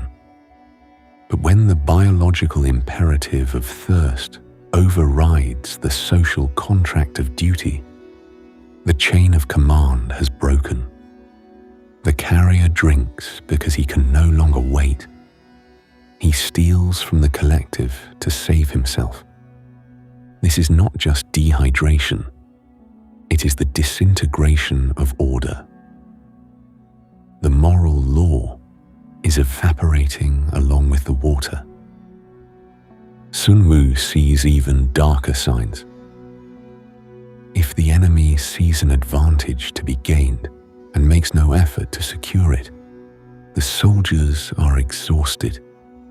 The mind of the enemy general may see the opportunity, but the body of his army refuses to respond. The transmission mechanism from brain to muscle has been severed. If birds gather on any spot, it is unoccupied, we said. But what if they gather at night? Clamour by night betokens nervousness. Fear hates silence. Soldiers who are terrified of the dark, of the impending battle, of the rumors spreading through the ranks, will make noise. They shout to each other to prove they are still alive. They sing to drown out the silence of the death that awaits them. A noisy camp is a fearful camp. A silent camp is a disciplined one, or a dead one. These signs, the dust, the birds, the leaning spears, the selfish water carriers, are the silent language of the battlefield. They are the subtle frequencies that the shadow commander tunes into. He does not need to see the enemy's map. He sees the enemy's reality. He strips away the posturing and the propaganda and looks at the raw data of survival. He knows that an army is a fragile thing. It is a beast that leaves tracks. It is a consumer that leaves waste. It is a collective mind that leaks fear. By reading these leaks, the general gains the ultimate advantage. He knows the enemy better than the enemy knows himself. He knows when they are hungry, when they are blind, and when they are breaking. But all these signals, the dust, the birds, the water, do not exist in a vacuum. They happen somewhere. They are dictated by the shape of the earth itself. The dust rises differently in a canyon than on a plain. The birds behave differently in a marsh than on a mountain. The context of the data is the ground. These signals are governed by the terrain, which acts as the silent mother of all victory. Chapter 11. The Mother of Victory. The dust settles, the birds return to the trees.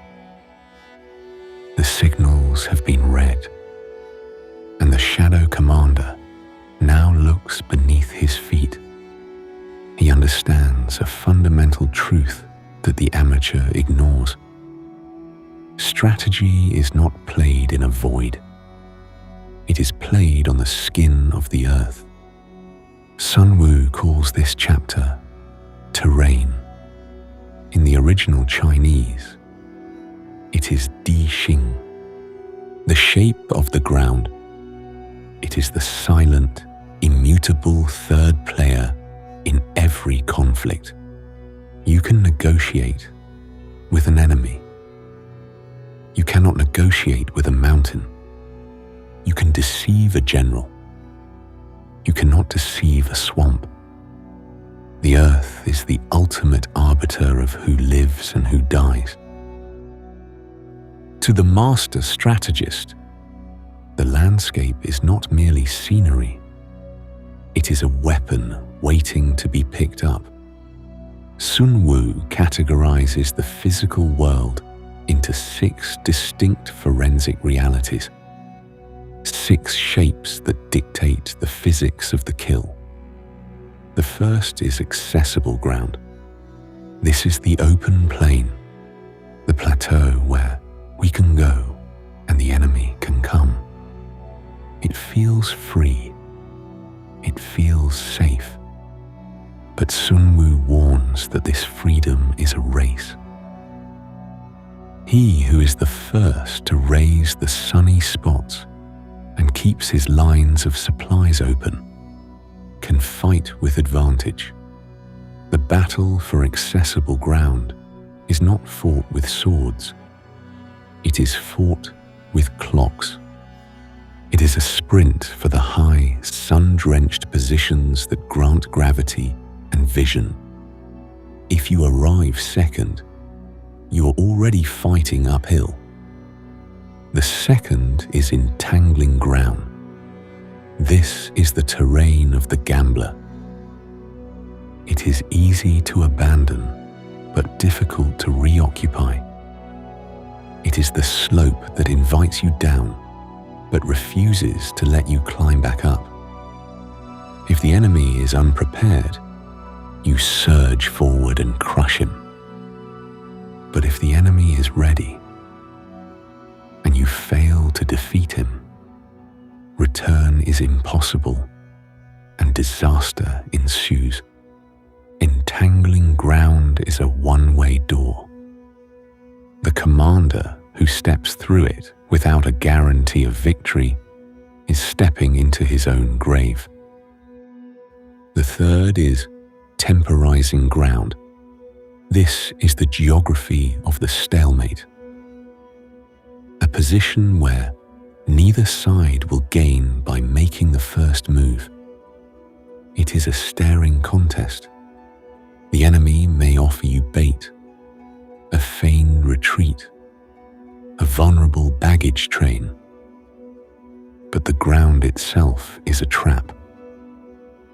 To advance is to lose the advantage. Sun Wu's advice is counterintuitive. Though the enemy should offer us an attractive bait, it will be advisable not to stir forth, but to retreat. You draw him out. You make him leave his strong position to chase you. You weaponize his greed against his geography. The fourth is narrow passes. This is the bottleneck. the Thermopylae. The axiom here is binary. Occupancy is ownership. If you occupy it first, be prepared for him. You block the gate. You become the cork in the bottle. But if the enemy anticipates you, if he holds the pass in force, do not go after him. To attack a held pass is to feed your army into a meat grinder, man by man. The fifth is precipitous heights, the vertical warfare. If you are first, occupy the raised and sunny spots, and there wait for the enemy. You force him to fight gravity, but if the enemy holds the heights, do not follow him, but retreat. Sun Wu rejects the romantic notion of storming the mountain. Logic dictates that the man standing on the summit holds the stone, and the man climbing the slope offers his skull. The sixth is distant ground. This is the friction of space. When two armies are far apart and equal in strength, it is not easy to provoke a battle, and fighting will be to your disadvantage. The long march degrades the force. The general who tries to project power over too great a distance finds that his fist has lost its weight by the time it strikes the target. These are the 6 principles connected with Earth. The general who fails to study them is not defeated by the enemy. He is defeated by his own ignorance of the stage. These 6 are the principles connected with Earth. Sun Wu writes, "The general who has attained a responsible post must be careful to study them. But the terrain is only half the equation. The earth provides the context, but the soldier provides the will." Sun Wu now pivots from the cold geology of the battlefield to the hot blood of the human bond. He addresses the paradox of command. How do you ask a man to die for you? The answer lies in love, but not the soft love of the poet, the ruthless love of the father. Regard your soldiers as your children, and they will follow you into the deepest valleys. Look upon them as your own beloved sons, and they will stand by you, even unto death. This is the psychological terrain. The soldier is not a tool. He is a son. When he knows he is valued, when he feels the moral law binding his fate to the commanders, his loyalty overrides his instinct for self-preservation. He will march into the entangling ground. He will storm the narrow pass. But Sun Wu, ever the dialectician, immediately warns against the excess of this virtue. If the general is only a father, if he is indulgent but unable to make his authority felt, then the soldiers become like spoiled children. They are useless. They cannot be governed. The bond must be tempered with iron. The father must be willing to spend the lives of his sons to save the family. It is a love that kills. We arrive at the synthesis, the physical and the human, the geology and the psychology. Sun Wu completes the formula for total victory. If you know the enemy and know yourself, your victory will not stand in doubt. We learn this in the early chapters, but now he expands the horizon. If you know heaven and know earth, you may make your victory complete. To know the enemy is to know his mind. To know yourself is to know your limits. To know heaven is to know the time, the weather, the season, the dark. To know earth is to know the ground, the height, the distance, the trap. When these four knowledges converge, the commander is no longer guessing. He is solving. He moves his beloved sons across the accessible ground under the cover of heaven's night, striking the enemy who is trapped on precipitous heights. The victory is not accidental. It is the inevitable result of a complete understanding of reality. The master blueprint is now fully assembled. We have the discipline, the economy, the strategy, the energy, the void, the maneuver, and the terrain. The machine is perfect, but the machine must operate in the chaos of the human mind. The earth is solid, but the situation is fluid. Terrain is physical, but the situations of war are psychological. Chapter 12. The 9 Psychological Realms. We leave the hard certainty of the earth and enter the fluid, terrifying landscape of the mind. Sun Wu has taught us how to read the mountains and the rivers, but now he demands we read the soul of the soldier. This is the 9 situations. It is the most complex psychological map in military history. In the West, we tend to view geography as static. A hill is a hill. A river is a river. But to the shadow commander, geography is emotional. The ground changes its nature depending on how far the soldier is from his home, his fear, and his hope. Sun Wu identifies 9 distinct psychological zones that dictate the will to fight. The first is dispersive ground. This is fighting in one's own territory.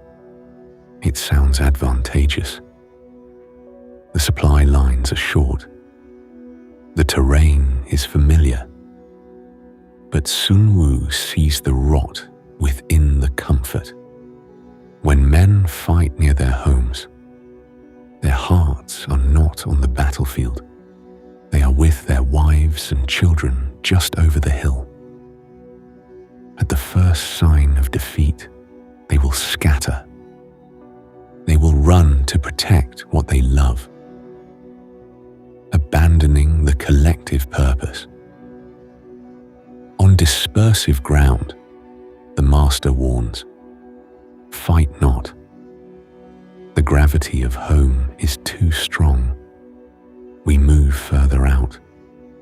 When we have penetrated into hostile territory, but to no great distance, we are on facile ground.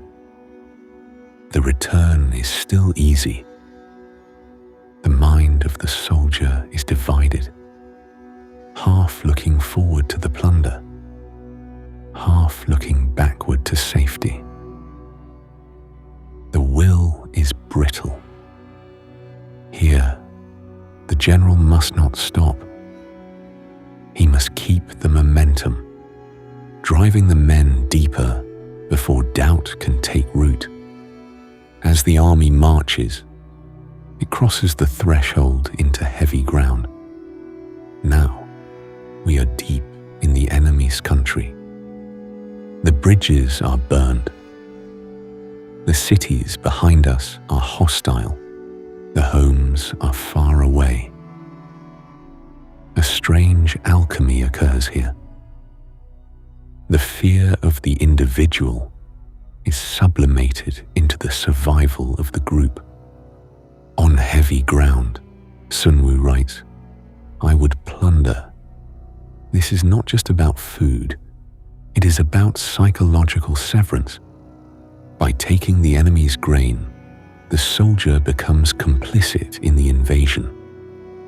He is no longer a visitor, he is a conqueror. There is no turning back, but the ultimate manipulation of the human psyche occurs on desperate ground. This is the place of no escape.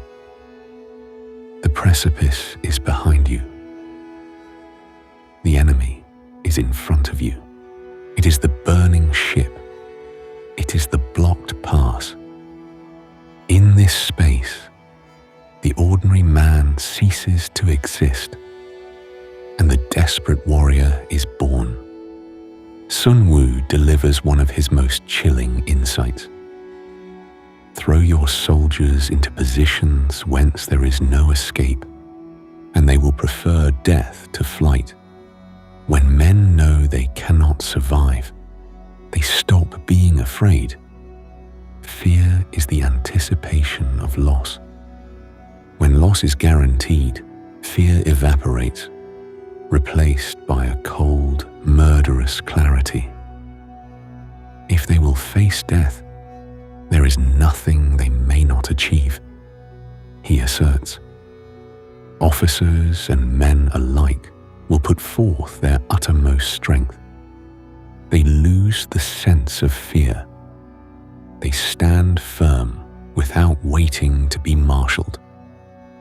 They are faithful without being asked. They are trustworthy without orders. They fight not for the king, nor for the general, nor for the moral law. They fight for the man standing next to them, because he is the only shield they have left. The genius general does not avoid desperate ground. He seeks it. He manufactures it. He is a psychological engineer who deliberately places his beloved sons in the jaws of death to unlock their supreme potential. Sun Wu uses the metaphor of the shepherd driving a flock of sheep. He drives them this way, then that, and they know not whither they are going. He leads them deep into the hostile trap, and then he kicks away the ladder. Visualize the scene. The army has climbed to a high place. The general orders the ladders removed. The enemy is approaching. The height is dizzying. There is no retreat. The soldiers look to their commander, eyes wide with the realization of their doom. And in that moment, the commander smiles. He has not betrayed them. He has liberated them. He has removed the option of cowardice. Now, they must win. This level of control requires an army that moves with the fluidity of a single organism. Sun Wu introduces the mythological beast to describe this perfection, the Shuaijian. The Shuaijian is a snake that lives on Mount Chang. It is the avatar of the perfect military response. Strike at its head, and you will be attacked by its tail. Sun Wu writes, strike at its tail, and you will be attacked by its head. Strike at its middle, and you will be attacked by head and tail both. This is not a formation, it is a reflex. In most armies, the vanguard does not know what the rear guard is doing. If the rear is attacked, the front marches on. leaving their brothers to die. But in the army of the Shadow Commander, the nervous system is shared. The pain of the tail is felt by the head. The response is instantaneous, violent, and coordinated. How is this achieved? Not by drilling alone, but by the principle of the One. Sun Wu asks, can the men of Wu and the men of Yue, hereditary enemies, be made to cooperate? The answer is yes. If they are crossing a river in the same boat and are caught by a storm, they will come to each other's assistance, just as the left hand helps the right. The storm renders their hatred irrelevant. The danger unifies them.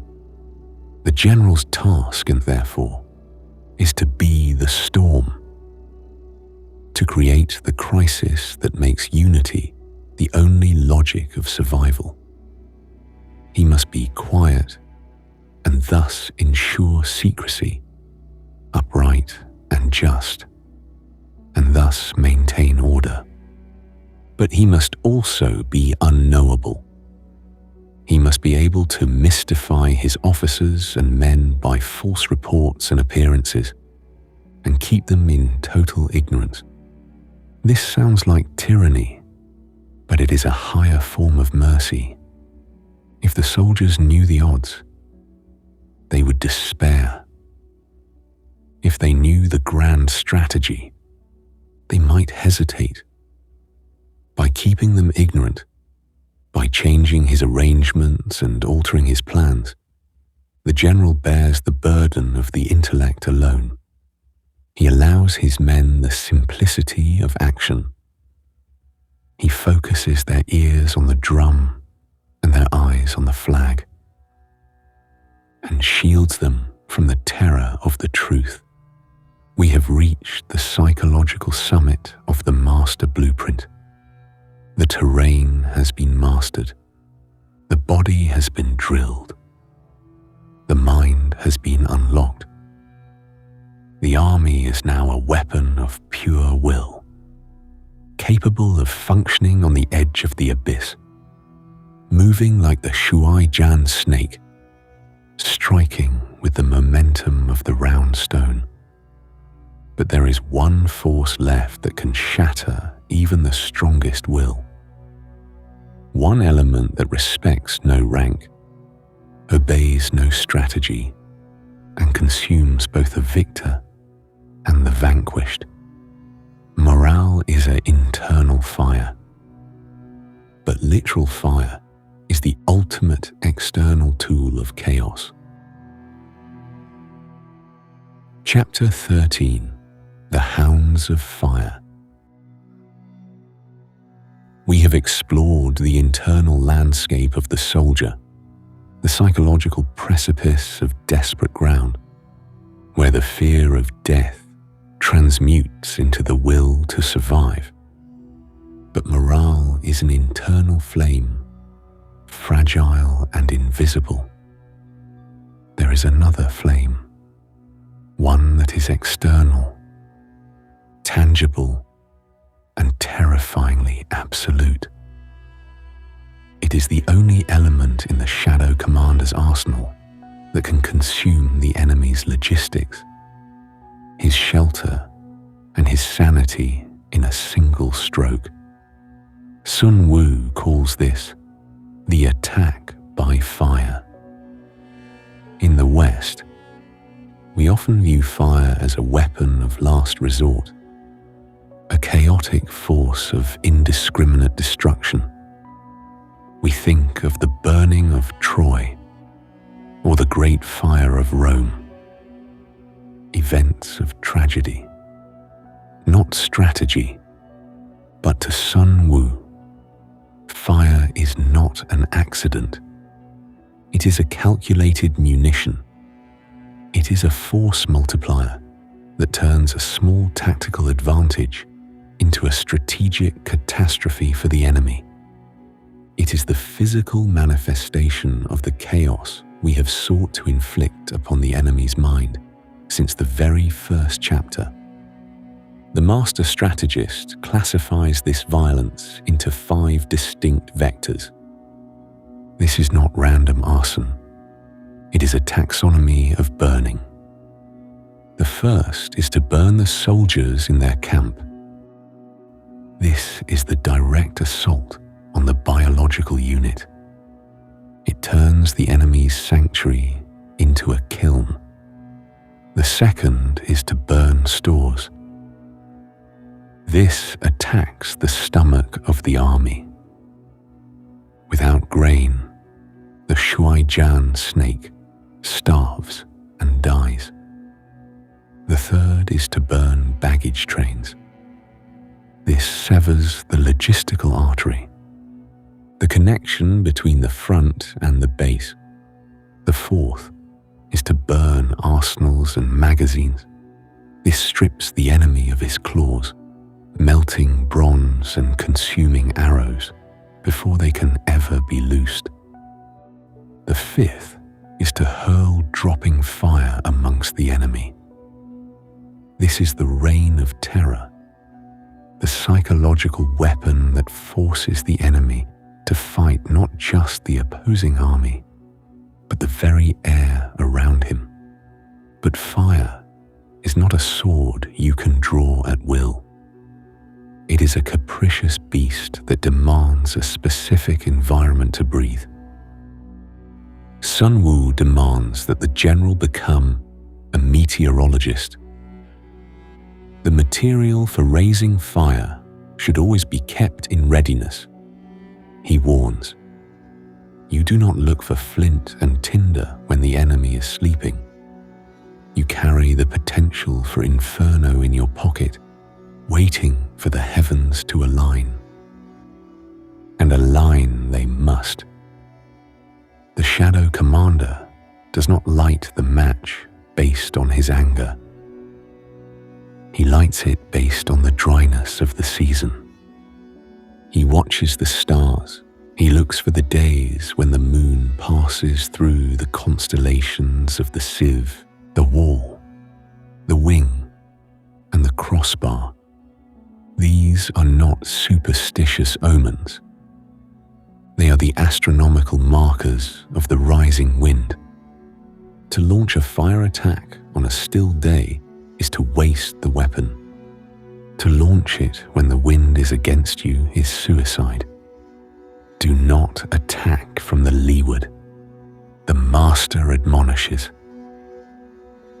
You must stand upwind and let the atmosphere carry your wrath into the face of the foe. When the fire is lit, the strategic clock begins to tick. The fire is not the end. It is the signal. Sun Wu outlines a flowchart of reaction that is as precise as a binary code. If fire breaks out inside the enemy's camp, you must respond at once from without. The fire creates the confusion. You provide the slaughter. But here, Sun Wu introduces a counterintuitive restraint. If there is an outbreak of fire, but the enemy's soldiers remain quiet, bide your time and do not attack. This is the discipline of the void. If the enemy is burning but maintains his formation, he is not panicking. He is waiting. He is setting a trap for the commander who mistakes a flame for a victory. In this moment, the Shadow Commander holds his position. He watches the smoke. He respects the discipline of his adversary. He waits for the fire to reach its height, for the structure to collapse, before he commits his men. This calculated restraint leads us to the philosophical core of the chapter, and perhaps the most poignant warning in the entire master blueprint. Fire is the ultimate consumer. It leaves nothing behind. And because of its finality, Sunwu uses this moment to speak on the irreversibility of war itself. He warns against the spirit of enterprise, becoming a spirit of emotion. The ruler must not put his army into motion merely to gratify his own spleen. He writes, "The general must not fight for the sake of his own peak. History is littered with cities burned because a king was insulted, with armies destroyed because a general was angry." Sunwu rejects this as the height of incompetence. Anger is a transient chemical state. Destruction is a permanent physical reality. Anger may in time change to gladness. Vexation may be succeeded by content. But a kingdom that has once been destroyed can never come again into being, nor can the dead ever be brought back to life. This is the cold humanism of the art of war. The Shadow Commander uses fire to end the war, not to punish the enemy. He is an enlightened ruler who is heedful and a good general who is full of caution. He understands that while fire can win a battle, only prudence can preserve a nation. We have now armed the general with every weapon available to the martial mind. We have given him the earth, the heavens, the psychological 9 realms, and the consuming power of fire. He stands at the apex of physical power. He can burn. He can maneuver. He can kill. But there is one final veil to pierce. The enemy is still a physical entity, seen across the valley. To truly master him, we must enter his mind. We must know his thoughts before he thinks them. We must steal his secrets before he whispers them. We must leave the realm of the elements and enter the realm of the invisible. The elements provide strength, but the divine manipulation of information provides the win. Chapter 14. The Divine Weavers. The smoke from the fire attack clears, but the battlefield remains opaque. We have mastered the geography of the earth, the psychology of the soldier, and the physics of destruction. Yet, the enemy general remains a cipher. We see his walls, his flags, and his dust, but we do not see his intent. To pierce this final veil, the Shadow Commander must abandon the sword and take up the thread. He must weave a net invisible to the eye, but inescapable to the mind. Sunwu calls this the use of spies. In the context of the warring states, this is a radical departure from the norm. Ancient warfare was suffocated by superstition. Kings consulted tortoise shells, examined the entrails of oxen, and watched the flight of crows to determine the will of the gods. Sunwu sweeps these rituals off the table with a single furious stroke of rationality. Foreknowledge cannot be elicited from spirits, he declares. It cannot be obtained inductively from experience, nor by any deductive calculation. You cannot pray for it, and you cannot guess it. Knowledge of the enemy's dispositions can only be obtained from other men. This is the birth of secular intelligence. It is the realization that the god of war is not a spirit in the sky, but a clerk in the enemy's filing room. Sun Wu constructs an economic argument for espionage that is brutally pragmatic. He reminds the ruler that raising a host of 100,000 men and marching them 1,000 li entails a heavy cost.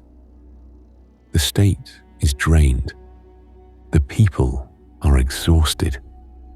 To remain in ignorance of the enemy's condition, simply to save 100 ounces of silver in payments to spies, is the height of inhumanity. It is not thrifty, it is criminal. It prolongs the war and multiplies the death. But how does one obtain this living information? Sun Wu introduces the divine manipulation of the threads. He categorizes the instruments of treason into 5 distinct classes. When these 5 work in unison, the enemy is trapped in a hall of mirrors, unable to distinguish the reflection from the knife. The first thread is the local spy. These are the inhabitants of the enemy's district. They are the peasants, the merchants, the beggars. They are the background noise of the empire. They see the troop movements, the grain shipments, the repair of the roads. They are the eyes of the ground itself.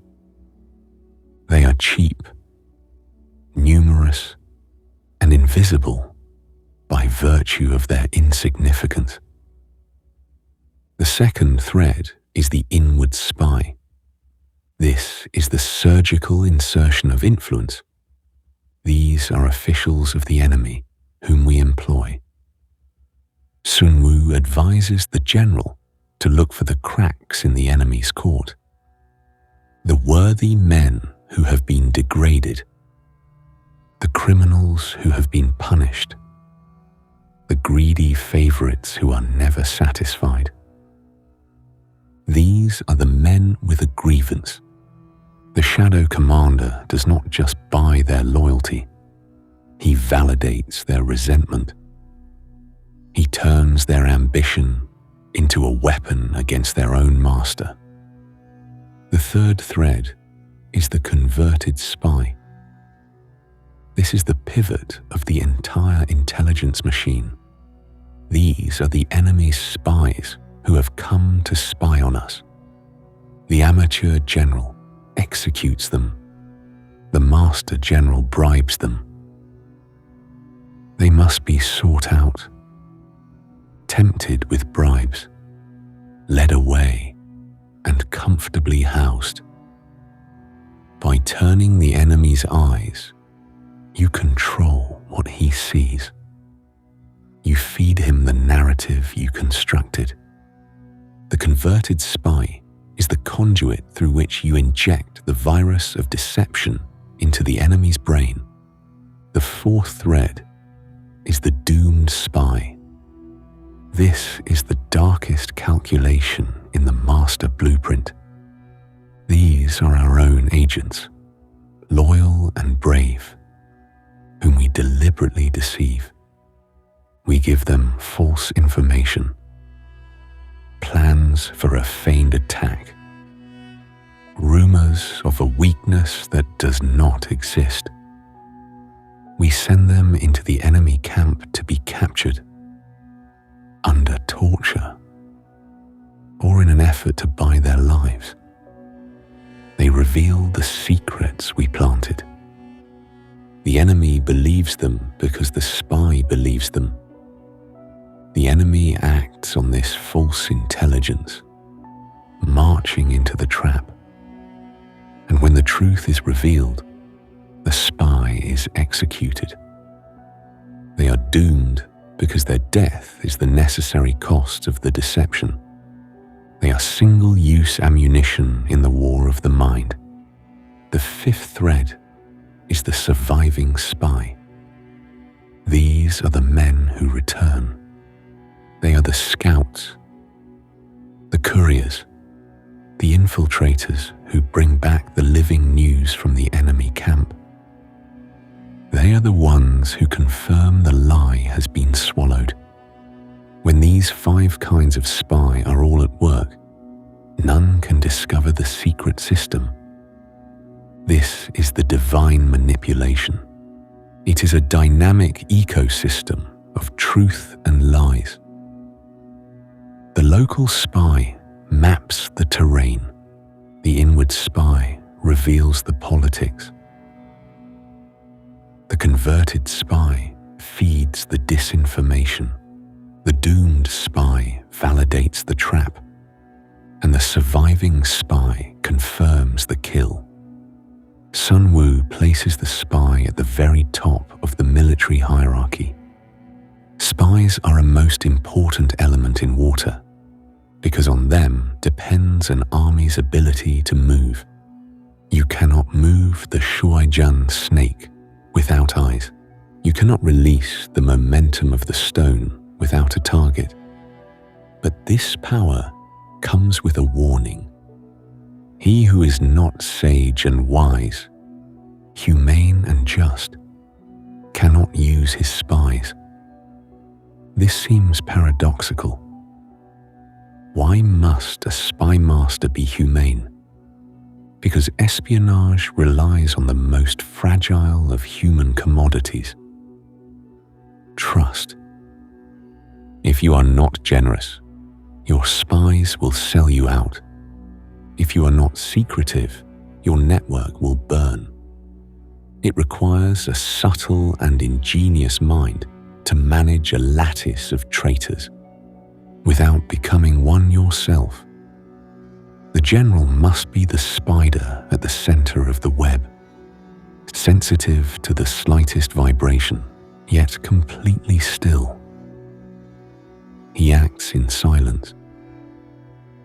If a piece of secret news is divulged by a spy before the time is ripe, he must be put to death together with the man to whom the secret was told. The leak must be plugged with blood. There is no room for loose lips in the architecture of survival. The entire structure of the art of war, the calculations, the maneuvers, the fire attacks, rests on the validity of the data. If the information is flawed, the calculation fails. If the calculation fails, the army dies. We have now woven the final thread. The machine is complete. We have the moral law to bind the people, the discipline to forge the army, the logistics to feed the war, the strategies to break the enemy, and the intelligence to secure the future. The Shadow Commander stands ready. He has dissected the anatomy of conflict and reassembled it into a mechanism of pure efficiency. But there remains one final question. What is the ultimate purpose of this machine? Is it to conquer the world? Or is it something far more difficult? The web of intelligence is the final layer of the master blueprint, leading us to the ultimate synthesis: peace through strategy. Chapter 15: The Sovereign's Peace. The web is woven. The spies have returned from the cold, bearing the secrets of the enemy's heart. The fire has been lit and extinguished. The stone has rolled down the mountain, crushing everything in its path. We have built the ultimate engine of conflict. We have dissected the anatomy of victory from the bloody courtyard of the concubines to the invisible whispers of the double agent. The Shadow Commander stands at the summit of his power, holding the capacity to destroy armies and topple kingdoms. But here, at the very end of the scroll, Sun Wu forces us to confront the most uncomfortable question of all. What is the purpose of the blade if the art of war is merely a manual for slaughter? It is a failure. A butcher can kill. A barbarian can burn. But the strategic architect does not seek destruction for its own sake. He seeks the restoration of order. We arrive at the final paradox. The ultimate objective of war is peace. But this is not the peace of the pacifist, born of weakness and hope. This is the sovereign's peace, forged in the fires of absolute capability. It is the peace of the man who keeps his sword sharp so that he never has to draw it. Sun Wu writes that the enlightened ruler is heedful and the good general is full of caution. Why? Because they understand the terrible weight of the instrument they wield. We recall the warning from the chapter on fire. A kingdom that has once been destroyed can never come again into being, nor can the dead ever be brought back to life. The permanence of death demands a philosophy of preservation. The master blueprint is not designed to prolong the chaos of the warring states. It is designed to end it. It is a system of compression. It seeks to shorten the duration of violence, to minimize the expenditure of blood and silver, and to bring the state back to the harmony of the moral law. We must return to the beginning to understand the end. In the palace courtyard, Sun Wu beheaded the two favorite concubines. To the king, this was an act of cruelty. To Sun Wu, it was an act of mercy. By sacrificing two, he saved the 178. By establishing discipline, he transformed a mob into an army capable of defending the state. This is the calculus of the sovereign. He must be willing to commit small acts of ruthlessness to prevent the greater catastrophe of total ruin. He represses cruelty by monopolizing the capacity for violence. This is the synthesis of the entire doctrine. The concubine's lesson taught us obedience. The 5 pillars gave us structure. The economy of violence taught us the cost. The momentum of the stone gave us energy. The 9 psychological realms unlocked the human will. And the divine manipulation gave us the truth. When these elements are unified, they form a shield, not a spear. The army becomes a tool of the state, serving the people by ending the threat. The highest excellence remains breaking the enemy's resistance without fighting. The perfect victory is the one where the sovereign's preparation is so absolute, his alliances so strong, and his spies so pervasive, that the enemy looks at the board and resigns before the first pawn is moved. But why does this text survive? Why, after 2,400 years, do we still turn to these bamboo scrolls? We have nuclear weapons, satellite imagery, and artificial intelligence. The chariots are gone. The bronze swords have rusted to dust. Yet, the mind of Sun Wu is more relevant today than in the courts of ancient China. It survives because the nature of conflict has not changed. The terrain has shifted from mud to data, from valley floors to corporate boardrooms, but the anatomy of the struggle remains the same.